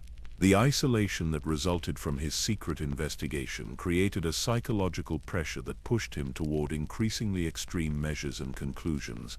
It was during this period of maximum stress and uncertainty that Mace received word of a situation that would test his abilities and judgment in ways that nothing in his previous experience had prepared him for. Depar Bilaba, his former Padawan and one of the few beings in the galaxy whom he trusted completely, had been assigned to lead a mission to Haruun Kal to investigate reports of separatist activity in the planet's remote jungle regions. The assignment seemed routine at first, but subsequent communications from the mission team suggested that they had encountered something far more complex and dangerous than simple separatist recruitment efforts. The reports that filtered back from Haruun Kal described a situation that seemed to validate all of Mace's worst fears about the sophistication of the enemy they faced. Rather than simply attempting to recruit the Korunai and other indigenous peoples to their cause, The Separatists had somehow gained access to knowledge about the planet's unique Force traditions and were using this information to manipulate local conflicts in ways that served their larger strategic objectives. The result was a complex web of violence and betrayal that threatened to destroy the delicate social structures that had allowed diverse communities to coexist for centuries. What made the situation even more troubling was evidence suggesting that the Separatist operatives on Haruun Kal possessed detailed knowledge about Mace's own background and family connections. The specific communities that were being targeted for recruitment or elimination seemed to have been chosen based on their relationships to his childhood experiences and early Force training. The psychological implications of this targeting were profound, suggesting that the enemy had studied him personally with the same thoroughness they had applied to analyzing the Republic's governmental and military weaknesses. The decision to travel to Haruun Kal to personally oversee the resolution of this crisis was one of the most difficult that Mace had ever made. On one hand, his intimate knowledge of the planet's cultures and terrain made him uniquely qualified to understand and address the complex challenges that Depa and her team were facing. On the other hand, his growing suspicions about the scope of the conspiracy arrayed against the Republic made him reluctant to leave Coruscant at a time when his analytical capabilities might be crucial for understanding rapidly developing threats. The journey back to his homeworld for the second time in less than a year provided him with an opportunity to reflect on how much had changed since his previous visit. The peaceful months he had spent studying Korunai traditions and deepening his understanding of Vapad seemed like a lifetime ago, even though less than a standard year had passed. The galaxy that had seemed merely troubled during his earlier investigation was now clearly approaching a state of open warfare that would test every institution and principle that had maintained peace for a millennium. As his ship descended through Haruun Kal's toxic atmosphere toward the landing coordinates that Depa had provided, Mace found himself thinking about the ancient Korunai concept of the Great Weaving and how it applied to his current situation. The threads of conspiracy and conflict that he had been trying to trace were finally beginning to converge into a pattern that he could begin to comprehend. But the picture that was emerging was far more complex and dangerous than anything he had imagined when he first began his investigation years earlier. The reunion with Depa on the surface of Haruun Kal revealed the extent to which the current crisis had affected even his closest relationships and most trusted allies. The young woman who had once been his most successful Padawan bore the psychological scars of months spent navigating the moral complexities and physical dangers of a conflict that seemed to defy every principle they had been taught about right and wrong. Her empathic abilities, which had once been her greatest strength, had become a source of constant pain as she struggled to maintain her emotional equilibrium while surrounded by suffering and hatred that seemed to grow worse with each passing day. The briefing that she provided about the situation on Haruun Kal confirmed Mace's worst fears about the sophistication of the enemy they faced. The Separatist operatives who had infiltrated the planet were not simply military recruiters or political agitators, but specialists in psychological warfare who possessed detailed knowledge about the cultural and religious traditions that shaped local communities. Their campaigns were designed not just to recruit supporters, but to systematically destroy the social bonds that had allowed different groups to coexist peacefully for generations. The ultimate objective of these efforts appeared to be the creation of conditions that would force the Republic to commit significant military resources to maintaining order on a planet that had previously been stable and peaceful. The strategic implications were clear enough, as similar campaigns throughout the galaxy would force the Republic to spread its limited military capabilities thin, while simultaneously creating justifications for increasingly authoritarian responses to civil unrest. The result would be a transformation of the Republic from a consensual democracy into a militarized state that would be far more vulnerable to the kind of systematic manipulation that had already proven so effective. Standing in the toxic jungles of his homeworld while contemplating the magnitude of the challenges that lay ahead, Mace understood that the boy who had once seen shatterpoints in a simple village conflict had become a man who could perceive the fractures that were spreading through galactic civilization itself. The enemy they faced had spent decades positioning their pieces for a game whose rules and objectives the Republic was only beginning to understand. The next moves in this cosmic chess match would determine not only the fate of his homeworld but the future of everything he had spent his life protecting. The intelligence that reached Mace Windu on Geonosis came in the form of a desperate transmission from Obi-Wan Kenobi, whose undercover investigation had led him to discoveries that transformed the entire scope of the galactic crisis.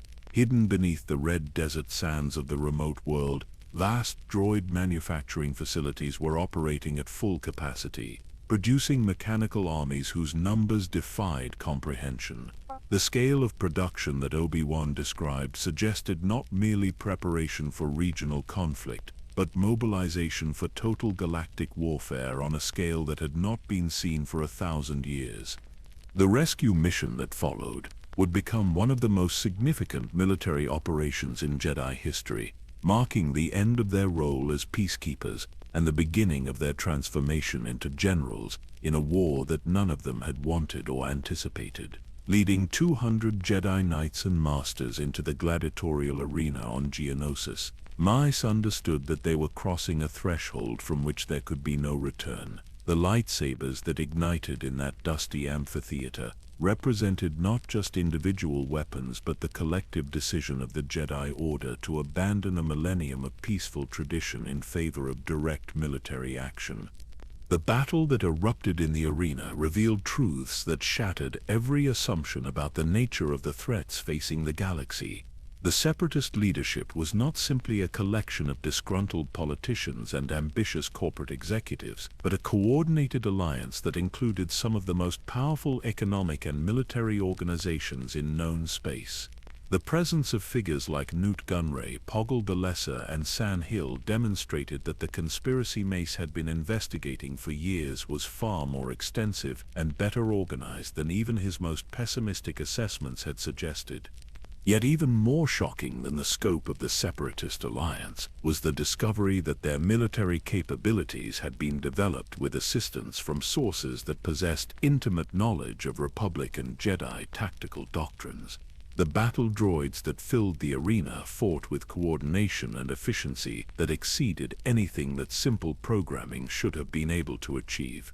Their deployment patterns and tactical responses suggested that someone with extensive military experience had been involved in their design and programming, someone who understood exactly how Jedi combat techniques could be countered and neutralized. The appearance of Count Dooku during the height of the battle provided the final piece of a puzzle that Mace had been struggling to solve for years. The former Jedi's mastery of dark side techniques, his detailed knowledge of current Republic military capabilities, and his obvious leadership role within the Separatist hierarchy confirmed that the enemy they faced was not an external threat, but a corruption that had emerged from within the institutions they had sworn to protect. The lightsaber duel between Dooku and the assembled Jedi Masters revealed the extent to which the dark side had enhanced his already formidable abilities. His casual defeat of multiple experienced fighters, including Mace himself, demonstrated that traditional Jedi combat training was inadequate to address opponents who had embraced techniques that the Order had forbidden for ethical reasons.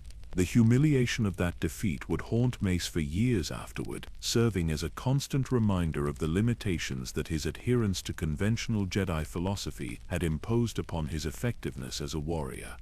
The arrival of the clone army that saved the Jedi from complete annihilation on Geonosis raised questions that were even more disturbing than the revelation of Separatist military capabilities. The timing of their appearance was so perfectly coordinated with the Jedi rescue mission that it suggested either extraordinary good fortune or advanced knowledge of the situation that should not have been available to anyone outside the immediate mission planning group. The fact that this massive military force had been created in secret using genetic material from a bounty hunter with known connections to the Separatist leadership created implications that no one in the Republic leadership seemed willing to address directly. Master Yoda's explanation that the clone army had been commissioned by a deceased Jedi Master, using funds whose source remained mysterious, only deepened the questions surrounding their sudden availability.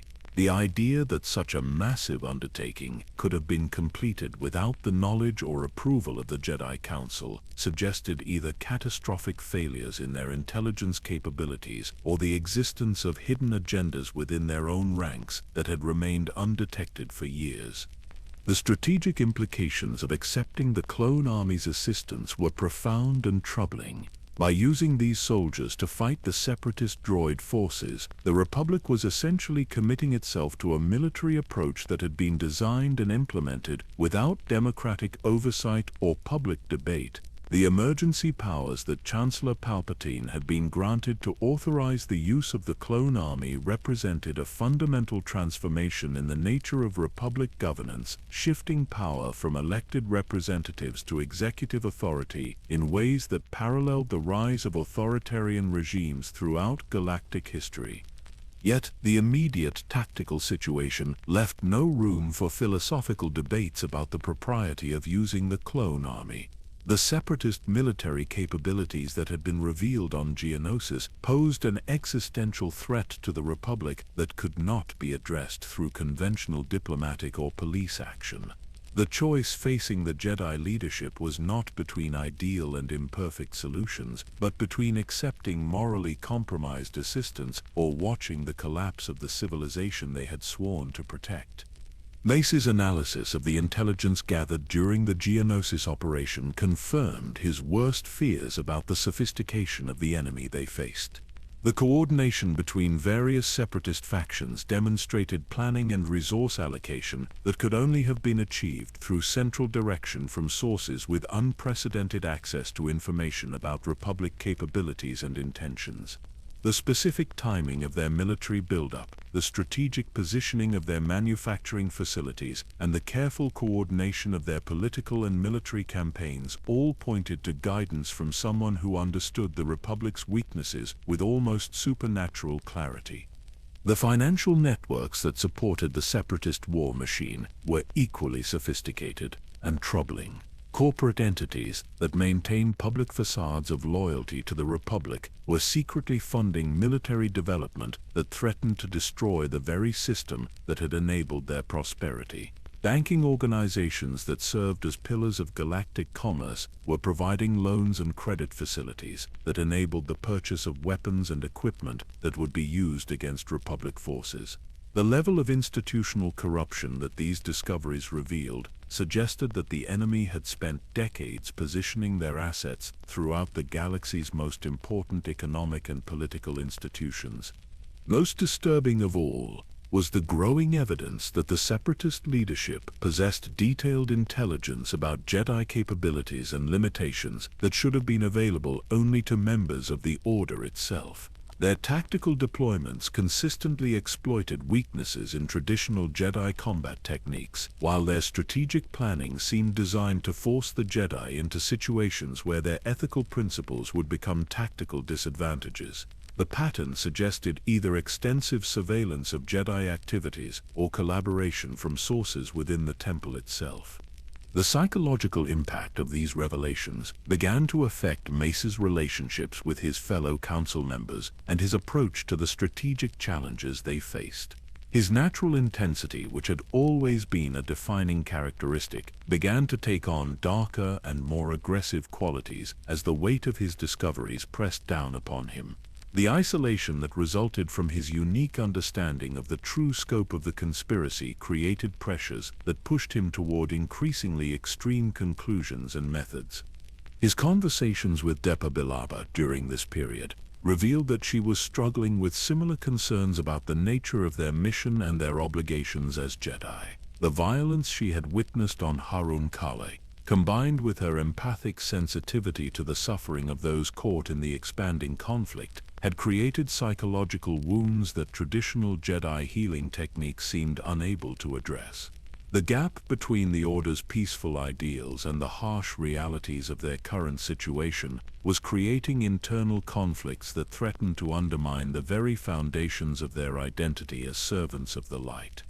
The transformation of the Jedi from peacekeepers to military commanders required them to make decisions that their training had never prepared them to handle. The clone troopers, who now served under their command, were living beings whose lives and welfare became their responsibility, yet they were also products of a system whose origins and ultimate loyalties remained mysterious. The balance between treating these soldiers as individuals worthy of respect and protection while recognizing their potential role in whatever larger conspiracy had created them required a level of moral flexibility that pushed far beyond traditional Jedi philosophy. The strategic challenges that emerged from the Clone Wars opening phases forced Mace to confront the limitations of his own abilities and understanding. His skill at perceiving shatterpoints, which had been such a valuable asset in smaller conflicts, became almost counterproductive when applied to situations involving millions of combatants across hundreds of worlds. The patterns of possibility that he could sense were so complex and interconnected that attempting to act on them threatened to overwhelm his capacity for rational analysis and decision-making. The gradual realization that the enemy they faced had anticipated and prepared for nearly every response that the Republic and Jedi Order could mount created a sense of futility that challenged his fundamental beliefs about the nature of justice and the possibility of meaningful resistance to tyranny. The precision with which their opponents had engineered the current crisis suggested a level of strategic thinking that operated on timescales and with resources that exceeded anything the Republic could match through conventional means.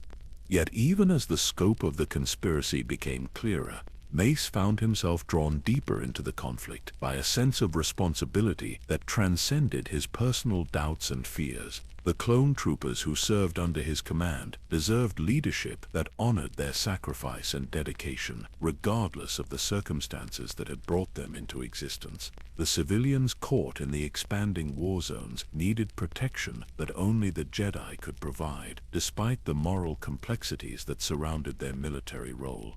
As reports began arriving of separatist victories across multiple sectors, Mace understood that the boy from Haruun Kal, who had once seen shatterpoints in village conflicts, had become a man standing at the center of the greatest fracture in galactic history. The decisions he made in the coming months would help determine not only the outcome of the Clone Wars, but the future of the Jedi Order itself. The purple lightsaber at his side had become more than a symbol of his unique approach to the Force. It now represented the weapon that would either help heal the galaxy's wounds or contribute to their deepening into chasms that could never be bridged. The Clone Wars transformed the galaxy into a battlefield where traditional concepts of victory and defeat became meaningless abstractions. For 3 years, Mace Windu found himself leading campaigns across dozens of worlds, each one revealing new layers of complexity in a conflict that seemed designed to defy resolution through conventional military means. The clone troopers who served under his command fought with dedication and skill that honored their genetic heritage, yet their very existence raised questions about the nature of identity and free will that haunted him during the rare quiet moments between battles. His reputation as a military commander grew with each successful operation, earning him the respect of clone officers and the fear of separatist forces throughout the galaxy. The combination of his strategic brilliance and his mastery of Varpad made him one of the most effective Jedi generals in the Republic's arsenal, capable of achieving victories that seemed impossible to other commanders. Yet these successes came at a personal cost that grew heavier with each passing month, as the violence he was forced to employ pushed him closer to the edge of the abyss he had spent his entire life learning to navigate. The intelligence reports that crossed his desk revealed patterns that confirmed his worst fears about the true nature of the conflict. Rather than seeking decisive military victory, both sides seemed to be following strategies designed to prolong the war while gradually escalating its intensity and scope. Battles that could have been won decisively were allowed to drag on for months, creating maximum casualties and economic disruption without achieving clear strategic objectives. Peace negotiations that showed promise were mysteriously sabotaged by actions from extremist factions on both sides. The financial flows that sustained the war effort were perhaps the most disturbing aspect of the entire conflict. Corporate entities that publicly supported the Republic were secretly selling weapons and equipment to separatist forces, while separatist-aligned businesses continued to operate freely within Republic territory. Banking organizations that claimed neutrality were providing credit to both sides, ensuring that the war could continue regardless of which faction achieved temporary tactical advantages.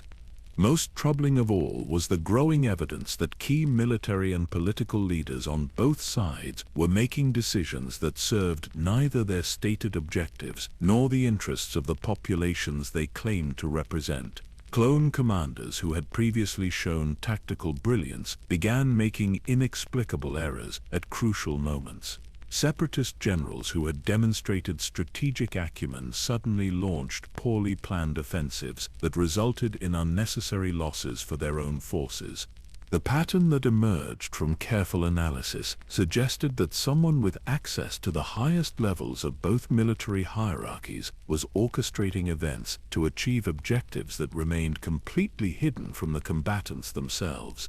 The precision with which these manipulations were executed required not only detailed intelligence about both sides' capabilities and plans, but also the ability to influence decision-making processes through methods that left no obvious traces.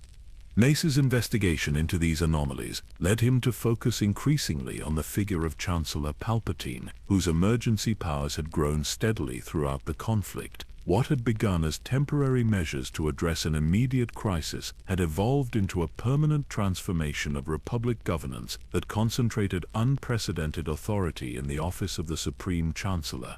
The Senate, once the vibrant heart of galactic democracy, had been reduced to a largely ceremonial body whose debates had little impact on actual policy decisions. The Chancellor's public persona, as a reluctant leader forced into difficult decisions by circumstances beyond his control, was carefully crafted to inspire confidence and loyalty among Republic citizens. His speeches emphasized his desire for peace and his commitment to democratic principles, while his actions consistently moved the Republic further away from both objectives. The disconnect between rhetoric and reality was so subtle that it required detailed analysis to detect, yet the cumulative effect was a fundamental transformation in the nature of galactic civilization. The intelligence network that Mace had developed through years of covert investigation began to reveal connections between Palpatine's inner circle and the mysterious financial flows that were sustaining both sides of the conflict. Associates of the Chancellor held positions in corporate hierarchies that spanned the galaxy, creating opportunities for coordination and manipulation that exceeded anything that traditional political influence could have achieved. The web of relationships that surrounded the Republic's leader suggested either extraordinary coincidence or systematic planning that had been decades in the making. His growing suspicions about Palpatine's true role in the galactic crisis were complicated by the Chancellor's apparent concern for Anakin Skywalker's development as a Jedi. The young man who had been discovered on Tatooine during the Naboo crisis had grown into one of the Order's most powerful knights, yet his emotional instability and unconventional approach to Jedi philosophy created constant concerns among the Council members.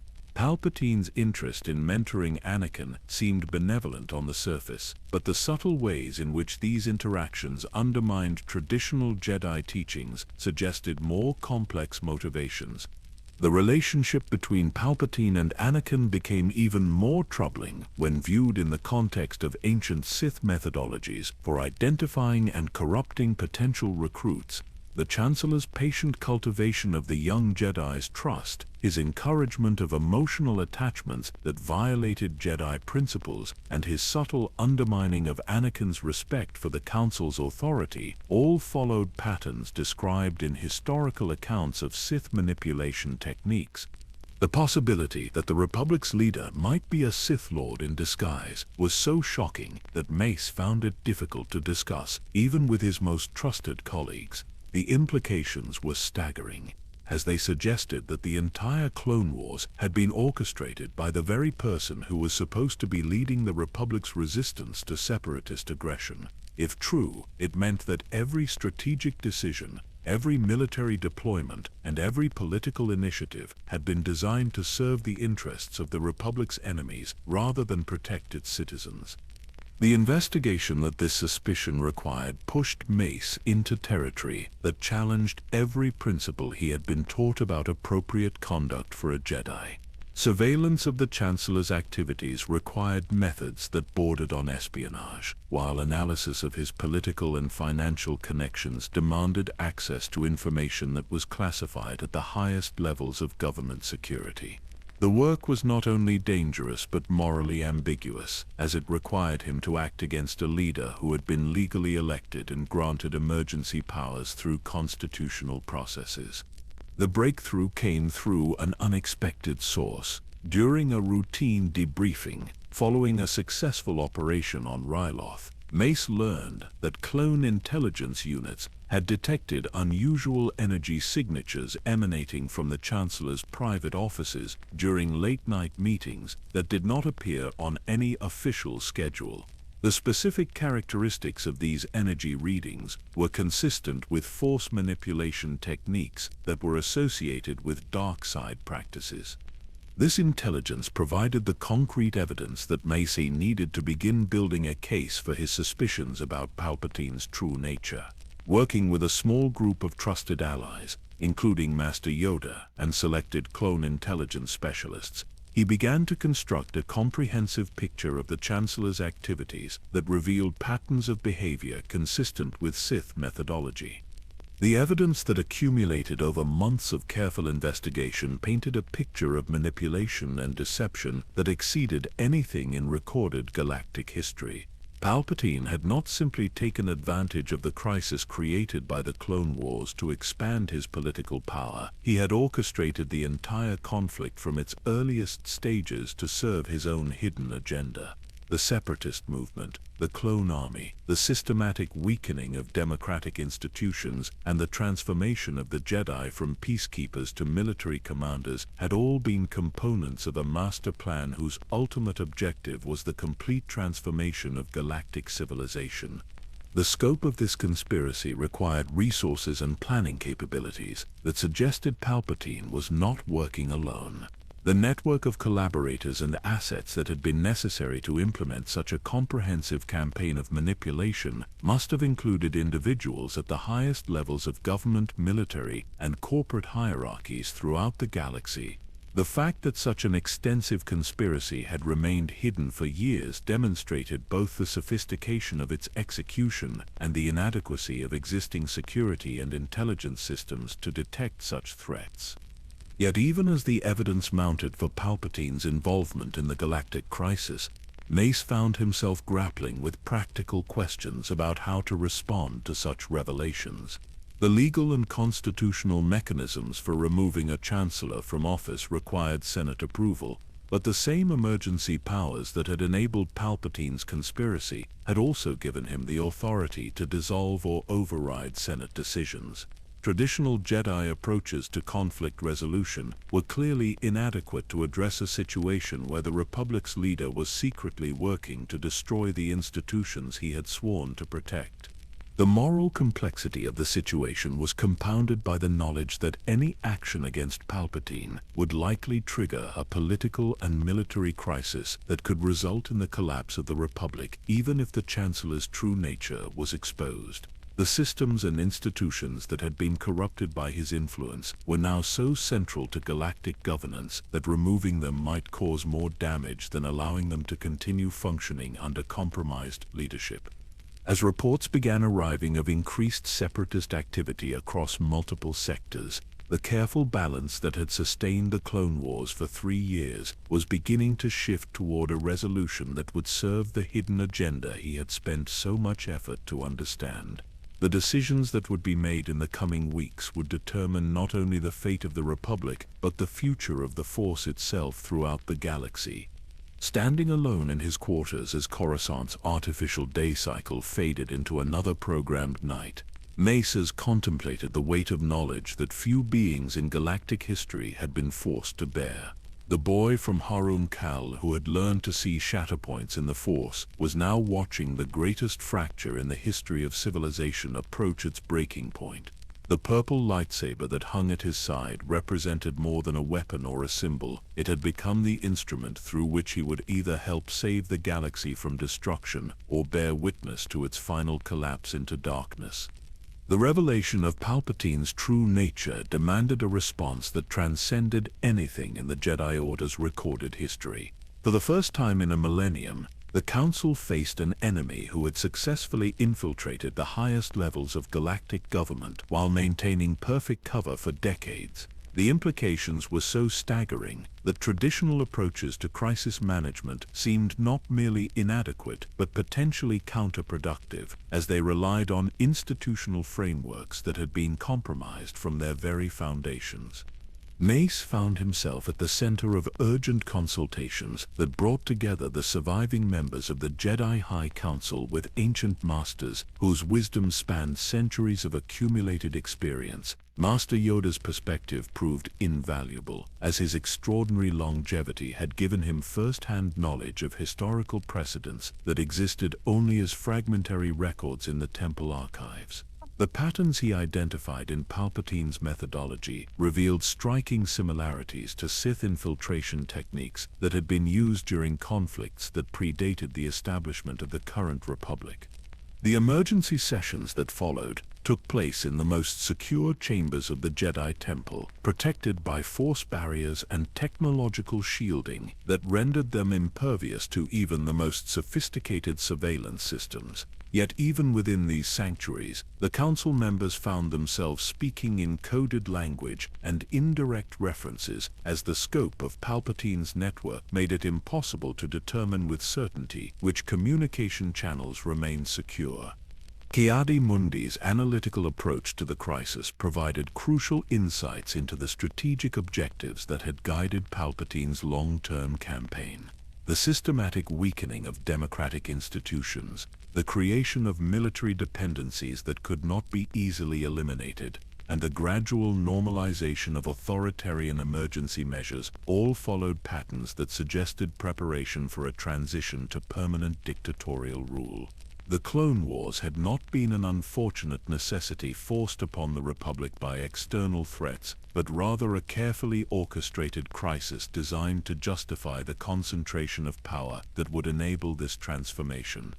The intelligence that Master Plo Koon had gathered through his network of clone commanders revealed the extent to which the Republic's military forces had been compromised by hidden loyalties and programmed responses.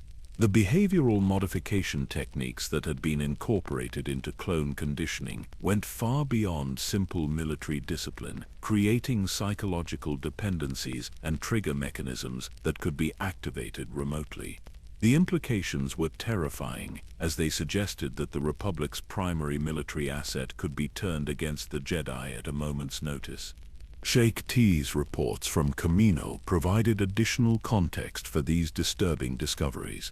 Her investigation of the cloning facilities had revealed systematic alterations to the genetic template that went far beyond the acceleration of physical development and enhancement of military capabilities.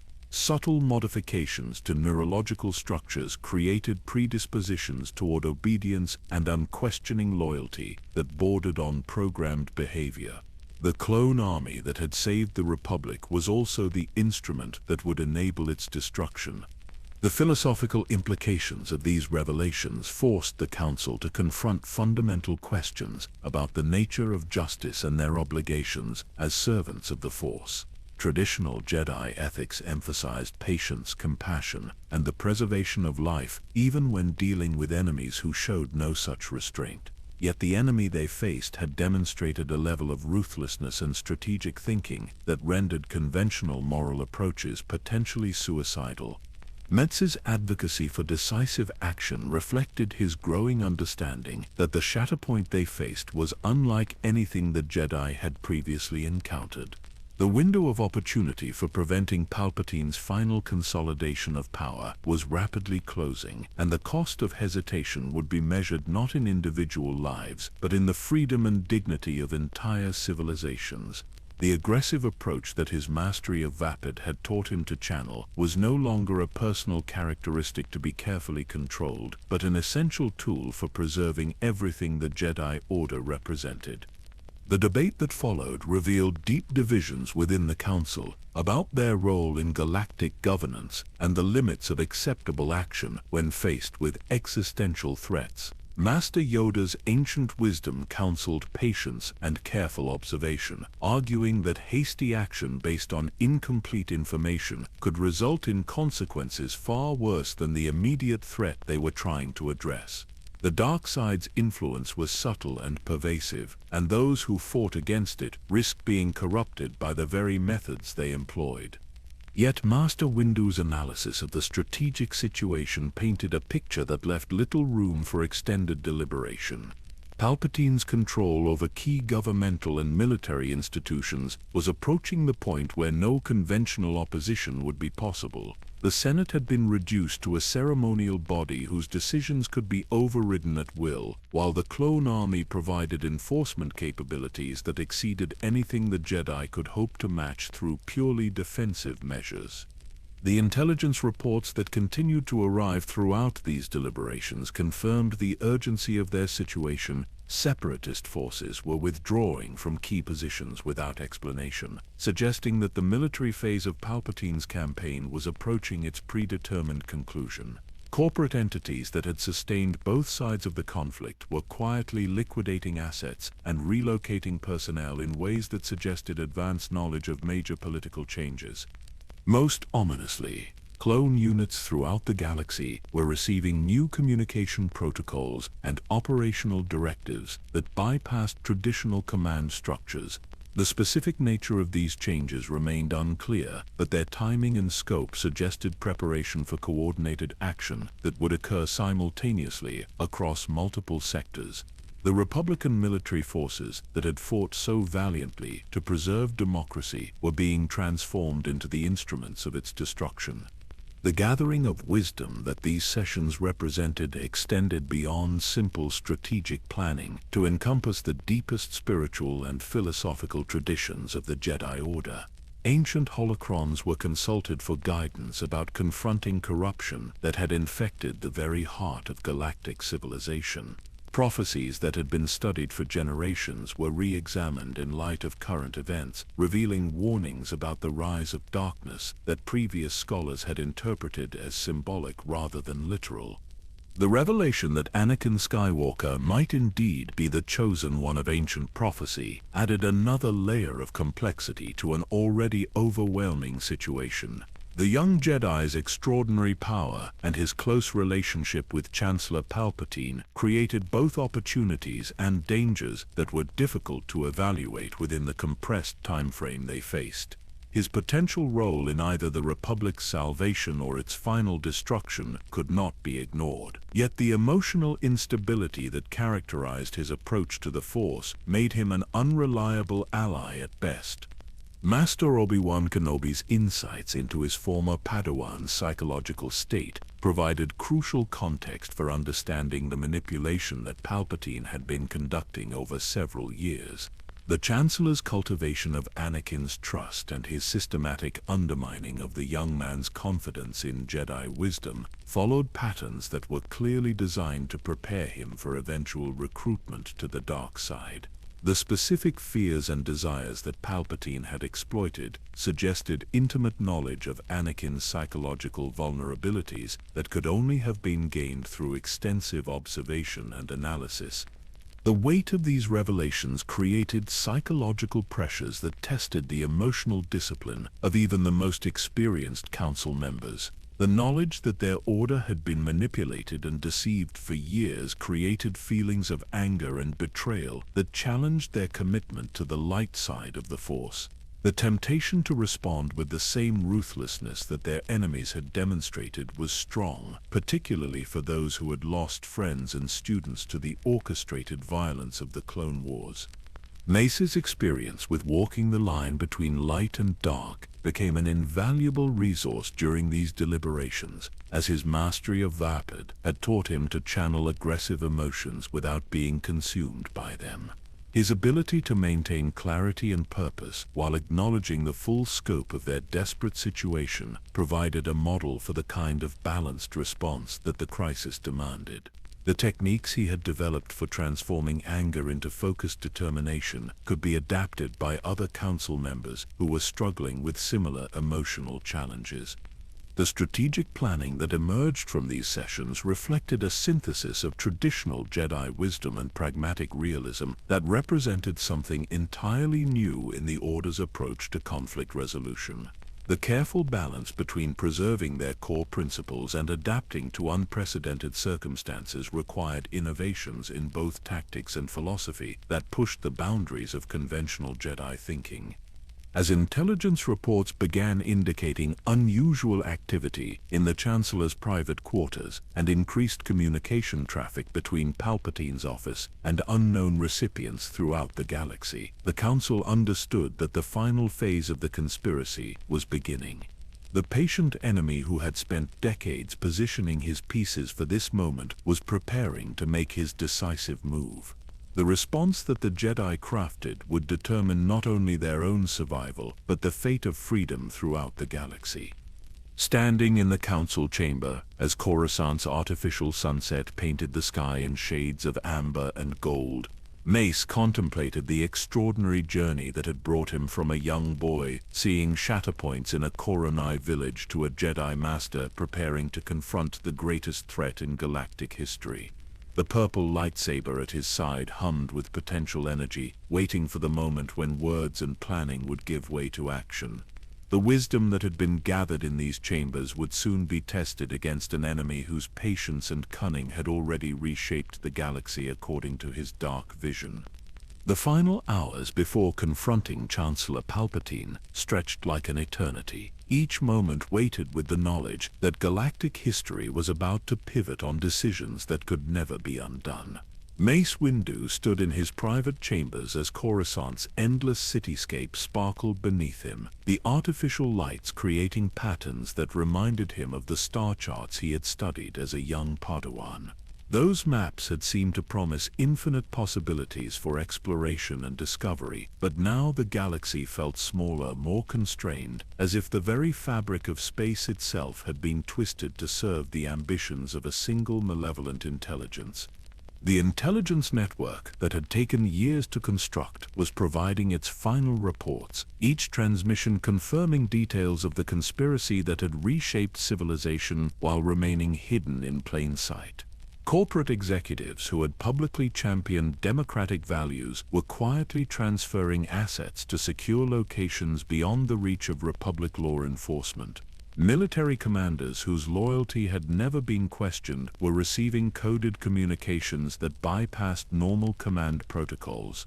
Banking institutions that formed the backbone of galactic commerce were implementing emergency procedures designed to maintain stability during periods of extreme political upheaval.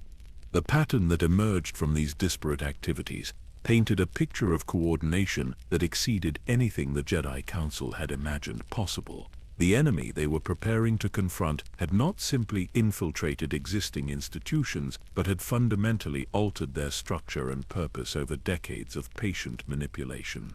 The Republic that they had sworn to protect no longer existed in any meaningful sense, having been transformed into a facade that concealed the architecture of the empire that was about to be revealed. Master Yoda's final analysis of the ancient prophecies provided context for the magnitude of the crisis they faced. The texts that had guided Jedi philosophy for millennia contained warnings about periods when the balance of the Force would be threatened by the rise of darkness so complete that it could extinguish the light for generations. These were not merely metaphorical descriptions of political upheaval, but literal prophecies about cosmic events that would reshape the fundamental nature of reality throughout the galaxy. The selection of Jedi Masters who would accompany Mace to confront Palpatine required careful consideration of both combat capabilities and psychological resilience. Kit Fisto's mastery of aquatic combat techniques and his reputation for maintaining emotional equilibrium under extreme stress made him an ideal choice for a mission where traditional tactics would likely prove inadequate. Palpatine's expertise in starfighter combat and his unique ability to perceive enemy intentions through force-based precognition provided tactical advantages that could prove crucial in a confrontation with an opponent whose true capabilities remained unknown. Haruun Kal's reputation for aggressive lightsaber techniques and his experience in dealing with dark-side cultists throughout the Outer Rim territories rounded out a team that represented the finest combat specialists the Jedi Order could assemble. Yet even as these preparations proceeded, Mace understood that their success would depend not on superior numbers or fighting skills, but on their ability to act decisively at the precise moment when Palpatine's carefully constructed deceptions finally collapsed. The psychological preparation that these final hours required pushed each of the selected masters to confront personal fears and doubts that they had carried throughout their careers as Jedi. The knowledge that they were about to violate one of the Order's most fundamental principles by taking preemptive action against a political leader created internal conflicts that challenged their understanding of justice and their role as servants of the Force. Mace's own struggle with these ethical dilemmas reflected the unique perspective that his mastery of Vapad had given him on the relationship between light and dark aspects of the Force. The aggressive action they were contemplating required them to embrace methods that bordered on the very techniques they were sworn to oppose, yet the alternative was to allow an enemy of unprecedented cunning and ruthlessness to complete his transformation of galactic civilization. The intelligence that Anakin Skywalker had provided about Palpatine's true identity as a Sith Lord created both opportunities and complications that were difficult to evaluate within the compressed time frame they faced. The young Jedi's emotional instability and his close personal relationship with the Chancellor made him an unreliable source of information, yet the specific details he had shared were consistent with the patterns of behavior that Mace had been tracking for years. The revelation that Palpatine was indeed Darth Sidious, the mysterious Sith Master who had orchestrated the Clone Wars from both sides, provided the final confirmation that Mace needed to justify the unprecedented action he was contemplating. The legal and constitutional mechanisms for removing a corrupt Chancellor were meaningless when that same individual controlled the military forces and emergency powers necessary to override any democratic opposition to his rule. The deeper implications of Palpatine's dual identity were staggering in their scope and sophistication. For years he had simultaneously played the role of the Republic's embattled leader, while secretly directing the forces that threatened its survival. Every strategic decision, every military deployment, and every political initiative had served his hidden agenda while maintaining the illusion of desperate resistance to external threats. The financial networks that had sustained this elaborate deception required resources and coordination that suggested collaboration from the highest levels of galactic society. Banking families whose names were synonymous with integrity and stability had provided the funding necessary to maintain military forces on both sides of the conflict. Corporate dynasties whose products were essential to daily life throughout the galaxy had systematically positioned themselves to benefit from the chaos and destruction that their secret patron had orchestrated. The clone army that had served as the Republic's primary military asset represented perhaps the most diabolical aspect of Palpatine's long-term strategy. The genetic modifications that had enhanced their combat effectiveness also included behavioral programming that could transform loyal soldiers into instruments of tyranny with the activation of a single command sequence. The men who had fought and died to preserve democracy would become the enforcers of the dictatorship that replaced it. The timing of the confrontation had been carefully chosen to maximize their chances of success, while minimizing the collateral damage that would result from the inevitable political upheaval. Intelligence reports indicated that Palpatine was preparing to address the Senate with announcements that would likely include the formal dissolution of democratic institutions and the establishment of permanent emergency rule. Intercepting him before this public revelation would prevent the immediate activation of contingency plans that could plunge the galaxy into chaos. Yet the window of opportunity they faced was closing rapidly as Palpatine's preparations for his final revelation approached completion. The specific timing of recent events suggested that he was operating according to a predetermined schedule that had been years in the making. Every delay in their response increased the likelihood that he would complete his transformation from hidden manipulator to revealed dictator before they could act. The psychological preparation that these final moments required forced Mace to confront the possibility that his entire understanding of justice and proper conduct might be fundamentally flawed.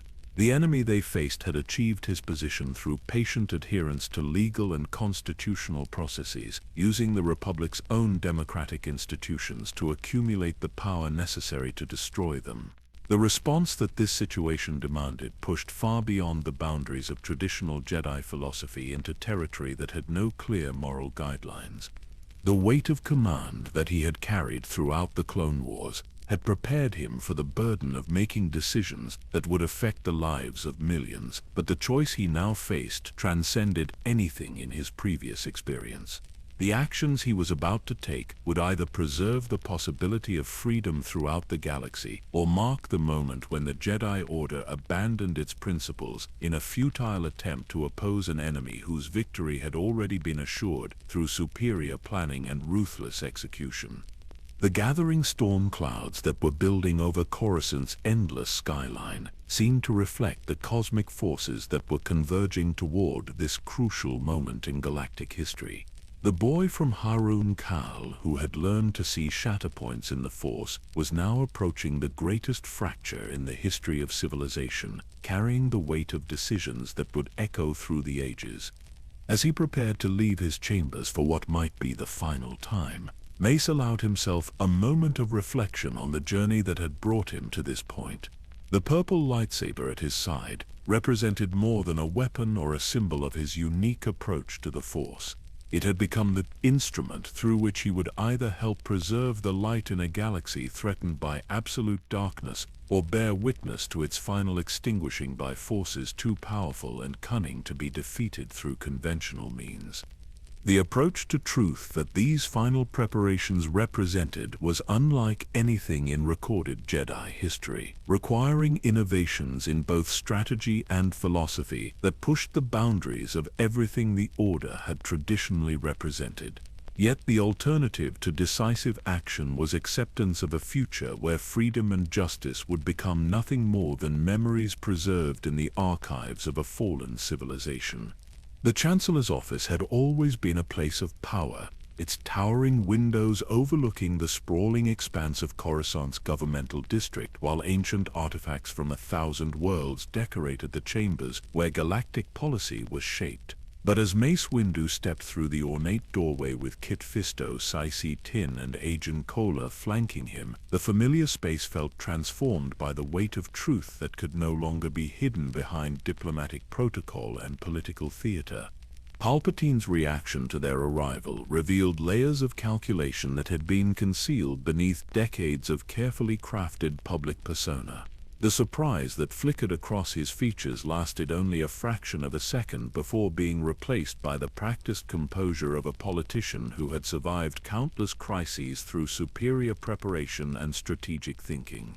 Yet something deeper showed in his eyes, a recognition that the elaborate game he had been playing was finally approaching its predetermined conclusion.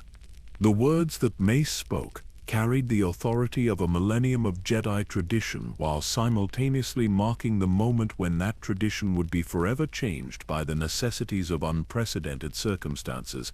In the name of the Galactic Senate of the Republic, you are under arrest, Chancellor. The formal language barely contained the depth of anger and betrayal that had been building throughout years of investigation and discovery. The transformation that followed was both shocking and somehow inevitable, as if the universe itself had been waiting for this moment of revelation. The elderly statesman who had projected weakness and reluctance while accumulating unprecedented power suddenly revealed the predatory grace of a warrior whose combat skills had been honed through decades of secret training.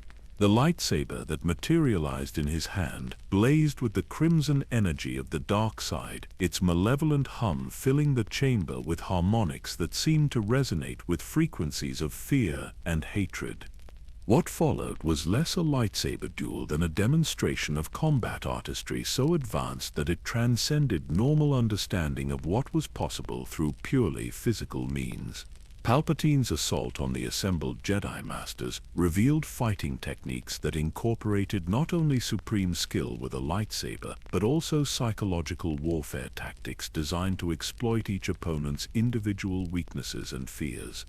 The speed of his initial attack defied comprehension, moving with fluid grace that seemed to bend the laws of physics while maintaining perfect control over every aspect of his positioning and timing. Haruun Kal fell within seconds, his combat experience proving inadequate against an opponent whose understanding of lightsaber techniques had been refined through study of both Jedi and Sith methodologies, spanning centuries of accumulated knowledge. Palpatine's reputation as a formidable duelist offered no protection against the dark side energies that Palpatine channeled through his weapon, creating feedback loops of aggression and fear that overwhelmed traditional Jedi defensive techniques. The Master's death served as a reminder that their enemy possessed capabilities that exceeded anything their training had prepared them to counter. Kit Fisto's aquatic heritage had given him unique insights into fluid combat techniques that allowed him to survive longer than his companions, but even his adaptive fighting style proved inadequate against an opponent who seemed to anticipate every possible tactical response. His fall left Mace alone to face an enemy whose true power was only beginning to be revealed. The confrontation that followed represented more than a simple lightsaber duel between two highly skilled practitioners. It was a clash between fundamentally different philosophies about the nature of power and the proper relationship between individual will and cosmic justice. Palpatine's technique drew strength from chaos and destruction, feeding on the fear and anger that his actions generated while transforming these emotions into ever-increasing levels of offensive capability. Mace's response required him to access the deepest levels of his mastery over Vapad, channeling the dark side energies that Palpatine projected while maintaining perfect emotional equilibrium through techniques that few beings in galactic history had been able to master. The feedback loop that characterized the seventh form of lightsaber combat created a dynamic where each combatant's aggression was reflected and amplified by their opponent, resulting in an escalating spiral of violence that pushed both fighters to their absolute limits. The revelation of Palpatine's true identity as Darth Sidious came not through words, but through the demonstration of combat capabilities that could only have been developed through decades of secret training in the most forbidden aspects of Sith methodology. The ease with which he had eliminated 3 Jedi Masters while barely exerting himself showed that his public persona as a frail politician had been nothing more than an elaborate performance designed to conceal his true nature. The scope of the deception that this revelation exposed was staggering in its implications for everything the Republic had believed about its own history and governance. Every major political decision of the past decade had been made by a Sith Lord whose agenda was the complete destruction of democratic institutions and their replacement with a system based on fear and oppression. The Clone Wars, the emergency powers, the systematic weakening of the Senate's authority, and the creation of a military apparatus loyal only to the Chancellor had all been components of a master plan whose ultimate objective was absolute tyranny. The duel that raged through the Chancellor's office destroyed priceless artifacts and shattered the symbols of 1,000 years of peaceful governance while serving as a physical manifestation of the larger conflict between freedom and tyranny that was being decided in those crucial moments. Every blow that was struck and parried represented not just individual combat skill, but the collision of opposing visions for the future of galactic civilization. Palpatine's taunts during the fighting revealed his intimate knowledge of Jedi philosophy and his understanding of the psychological pressures that could be used to break down their legendary emotional discipline. His words were calculated to exploit Mace's deepest fears about the effectiveness of peaceful solutions in a galaxy where enemies possessed no such moral constraints.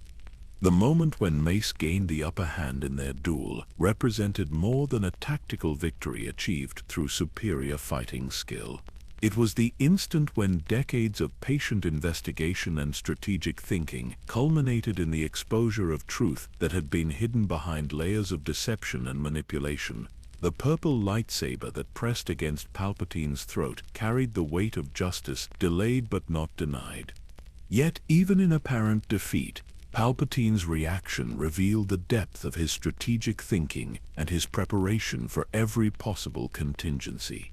The weakness and fear that he projected were as calculated as every other aspect of his public persona, designed to manipulate the emotional responses of anyone who might witness his apparent vulnerability. The arrival of Anakin Skywalker at this crucial moment represented the convergence of prophecy and political necessity in ways that none of the participants could have fully anticipated. The young Jedi's shock at discovering his mentor's true nature was genuine, but his response to this revelation would determine not only the outcome of the immediate confrontation, but the future of the Force throughout the galaxy. The choice that Anakin faced between supporting the Jedi, who sought to preserve justice, and protecting the Chancellor, who had cultivated his trust, was complicated by personal loyalties and fears that Palpatine had been carefully nurturing for years. The revelation that Darth Sidious possessed knowledge of techniques that might save Padme Amidala from the death that haunted Anakin's visions created a moral dilemma that pushed far beyond simple questions of legal authority and proper conduct.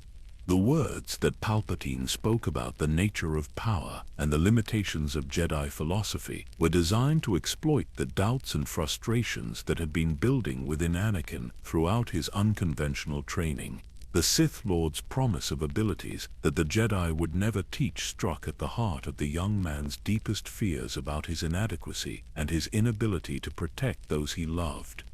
Mace's insistence that Palpatine was too dangerous to be left alive reflected his understanding that conventional legal processes were meaningless when dealing with an enemy who controlled the very institutions that were supposed to administer justice.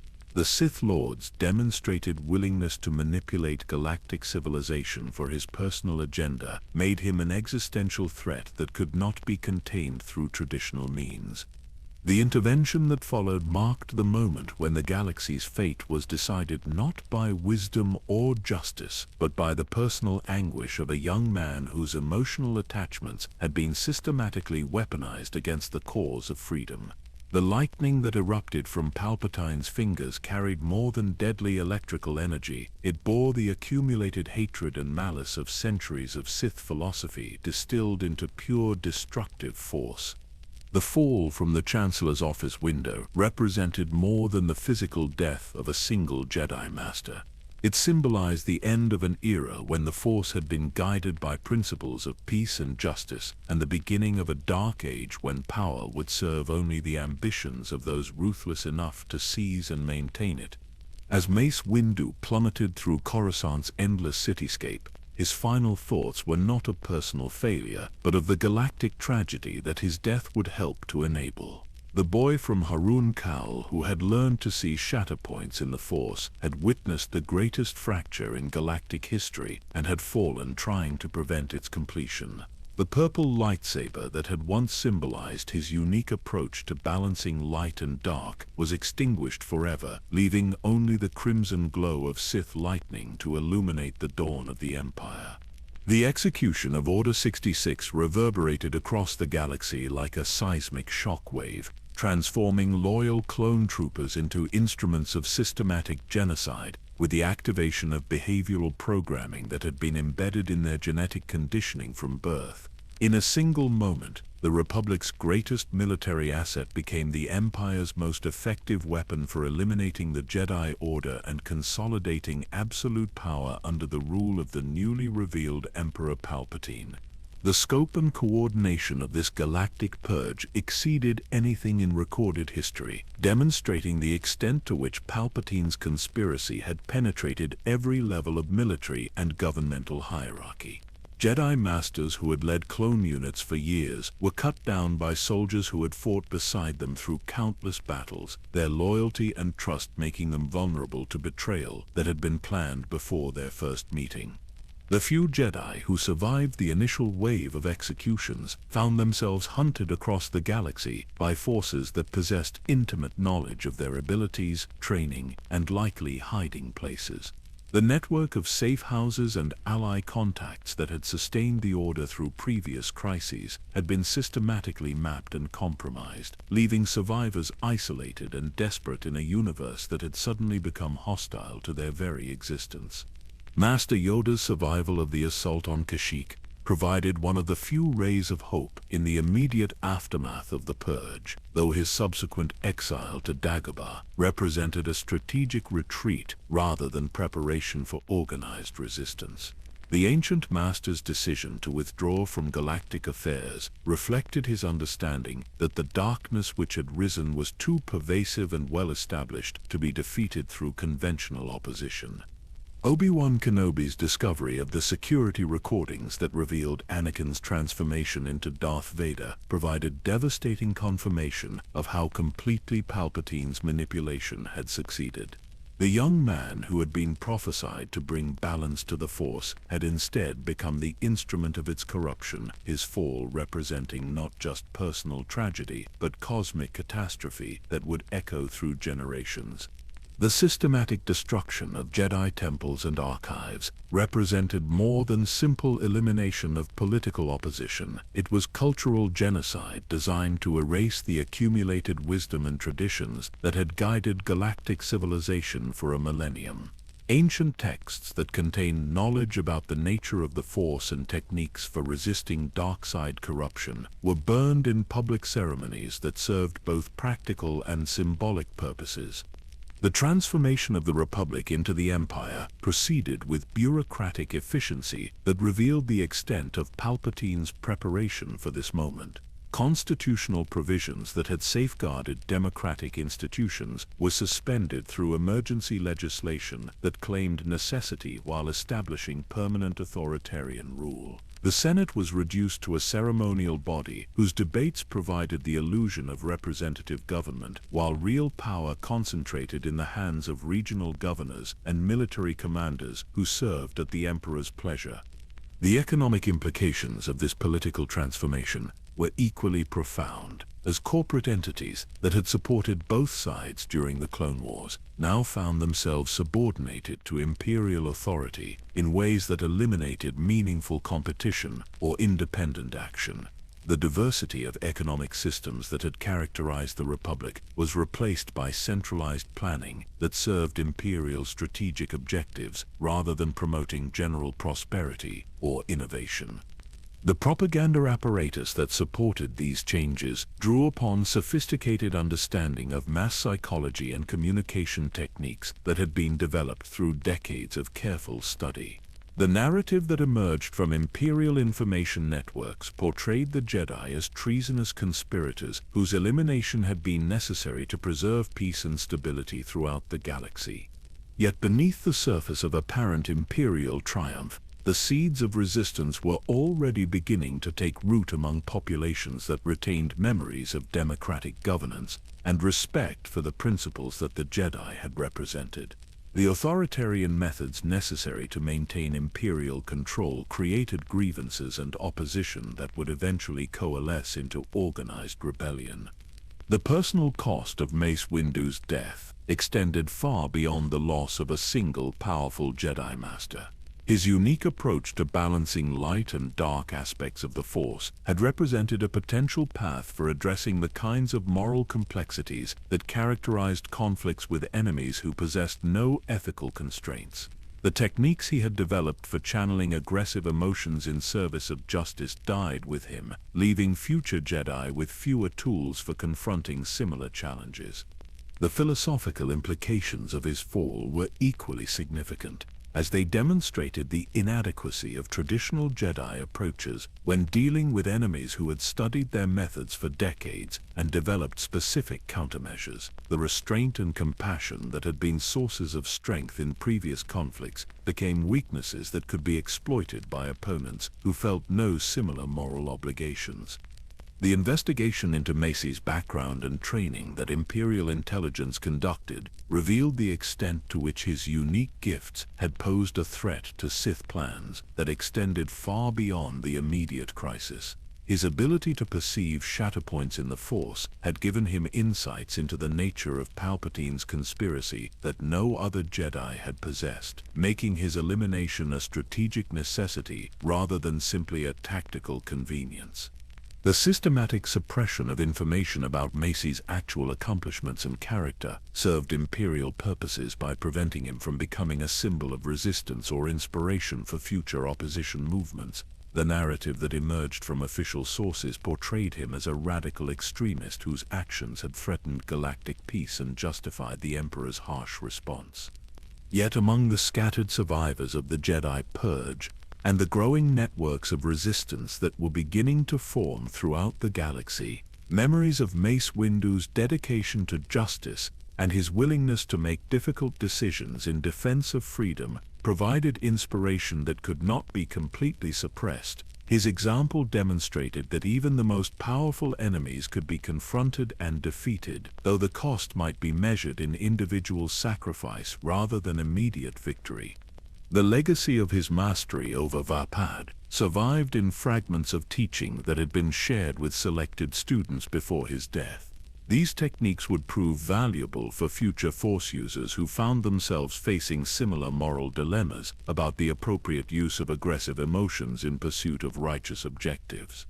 The broader implications of his life and death for understanding the nature of the Force itself continued to influence philosophical discussions among Force-sensitive beings who sought to comprehend the cosmic significance of the galactic transformation they had witnessed.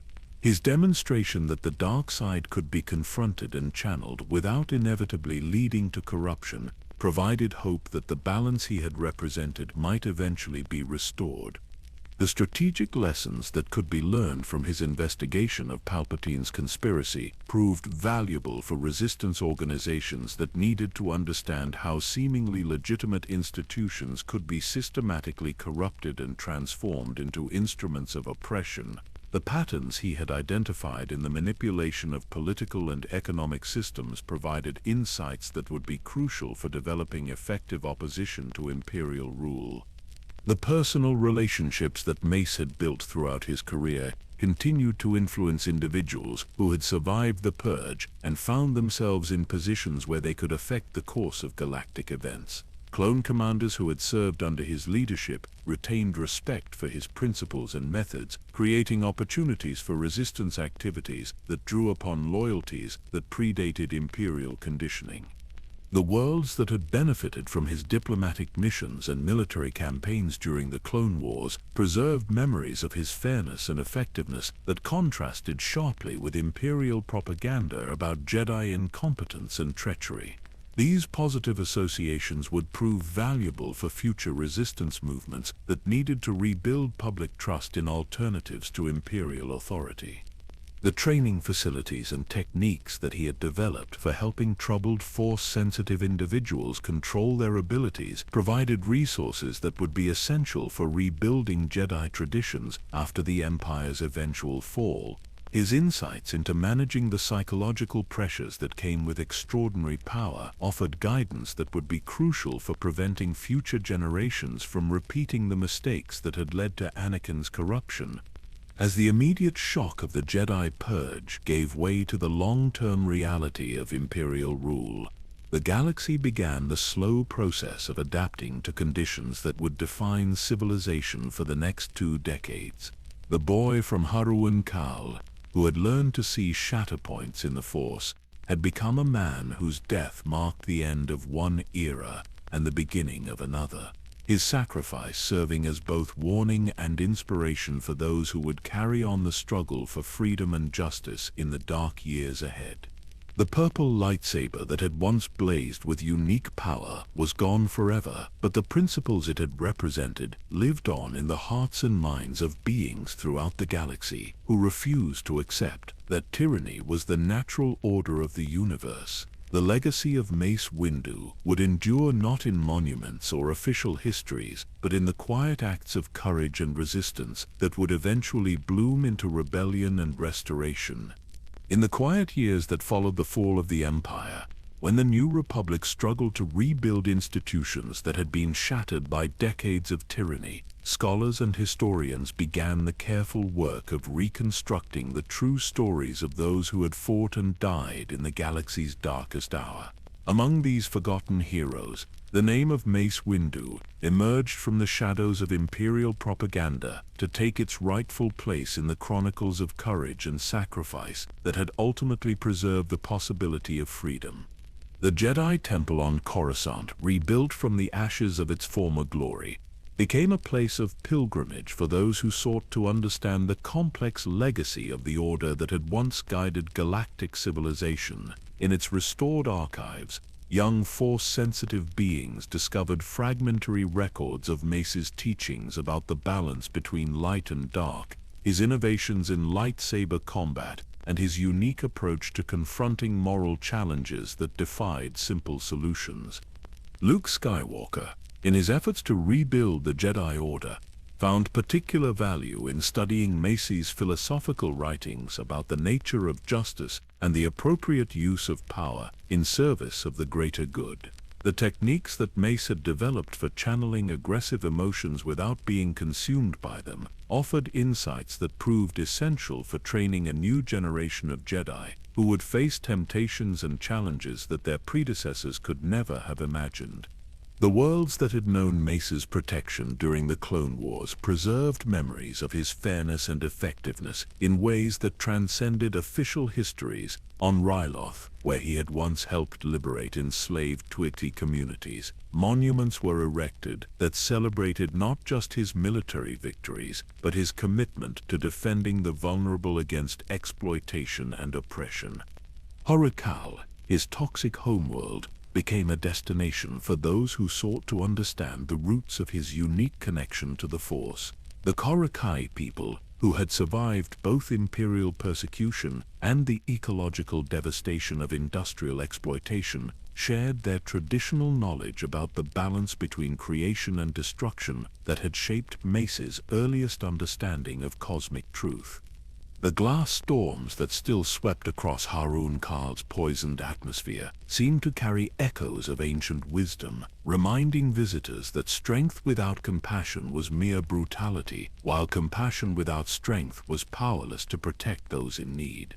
These were the lessons that had guided a young boy's first steps toward understanding his place in the larger tapestry of existence. In the deeper reaches of space, where hyperspace routes carried travelers between distant stars, explorers occasionally discovered artifacts that bore traces of Mace's presence. A lightsaber crystal here, a holographic recording there, fragments of a life dedicated to service that had left its mark on the very fabric of galactic civilization. The purple blade that had once burned with unique fire lived on in the memories of those who had witnessed its radiance, a symbol of the possibility that even the most dangerous aspects of power could be transformed into instruments of healing and protection. Combat instructors throughout the galaxy studied recordings of Mace's dueling techniques, seeking to understand how he had achieved such perfect balance between aggression and control. The meditation chambers of the new Jedi Academy echoed with teachings that drew upon Mace's insights about confronting inner darkness without being overwhelmed by it. His example demonstrated that acknowledging the reality of negative emotions was not the same as surrendering to them, and that true strength came from integrating all aspects of one's nature into a coherent whole dedicated to service. Force-sensitive children who struggled with anger or fear found comfort in stories about the boy from Haruun Kal, who had faced similar challenges and emerged as one of the galaxy's greatest champions of justice. His journey from a frightened village child to a master of the Jedi Council offered hope that even the most difficult personal struggles could be transformed into sources of wisdom and strength.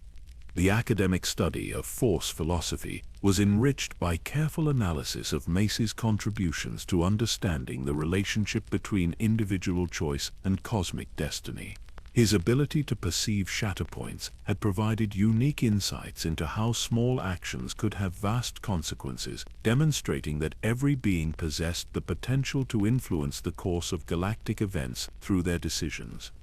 The clone veterans who had served under Mace's command during the war years gathered periodically to share memories of a general who had treated them as individuals rather than expendable assets.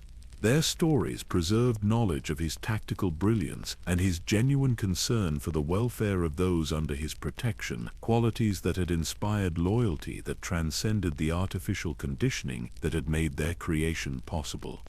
Deepa Bilaba's own writings about her time as Mace's Padawan provided intimate glimpses into the teaching methods that had helped her develop the emotional strength necessary to survive the trauma of war and betrayal. Her accounts revealed a mentor who understood that true wisdom came not from avoiding difficult experiences, but from learning to process them in ways that contributed to personal growth rather than spiritual corruption. The art and literature that emerged from the post-imperial Renaissance drew inspiration from Mace's life and example, creating works that explored themes of moral complexity and the courage required to make difficult choices in defense of universal principles. Musicians composed symphonies that captured the rhythm of vapid combat, while poets crafted verses that reflected the philosophical depth of his approach to balancing competing obligations. The restored Senate chambers on Coruscant bore subtle tributes to those who had died defending democratic institutions against the corruption that had nearly destroyed them. Among these memorials, Mace's name was inscribed alongside others who had recognized the threat that Palpatine represented and had acted according to their conscience, despite the personal cost.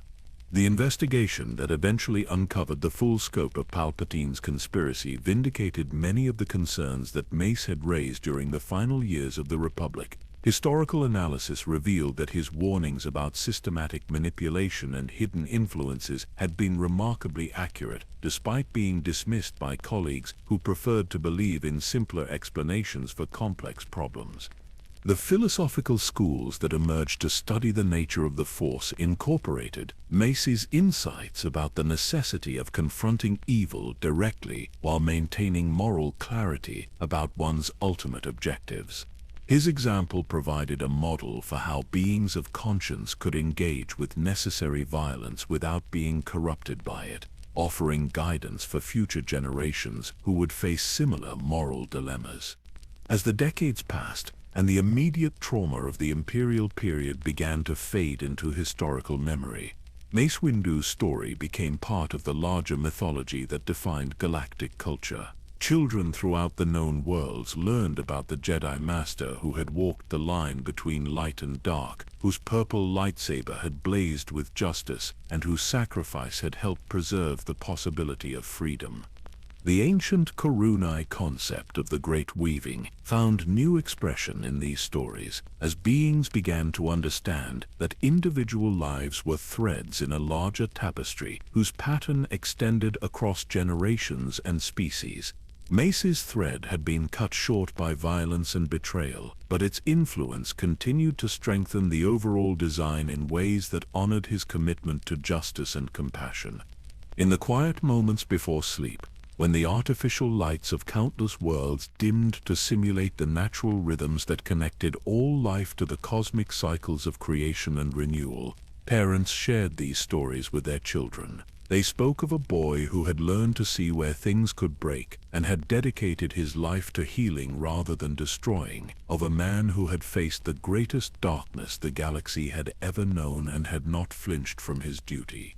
The stars themselves seem to carry these stories across the vast distances between worlds, their light bearing messages of hope and inspiration to beings who struggled with their own challenges and fears in the endless dance of stellar birth and death that marked the passage of cosmic time. The brief flicker of a single life dedicated to service took on significance that transcended its apparent limitations. The force that flowed through all living things carried within it the accumulated wisdom of those who had served as its instruments, their experiences becoming part of the eternal pattern that connected past, present, and future in an unbroken chain of possibility. Mace Windu's contribution to this legacy lived on in every act of courage, every choice to defend the weak against the strong, every decision to embrace justice even when the cost seemed too high to bear. And in the deepest meditation chambers of the new Jedi Temple, where silence held space for communion with truths that transcended words, students sometimes glimpsed the purple light that had once blazed in service of the greater good.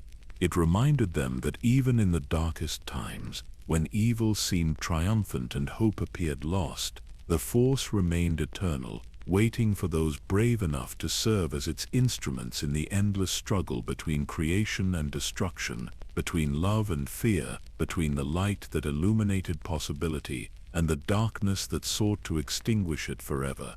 The boy from Haruun Kal had found his peace at last, his journey complete, his legacy secure in the hearts and minds of those who would carry his example forward into whatever challenges the future might hold.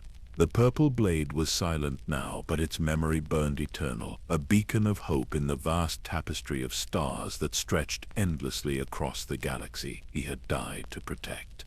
Rest well, Master Windu. Your watch is ended, but your spirit endures in the force that binds all things together in the eternal dance of light and shadow, of choice and consequence, of love triumphant over fear.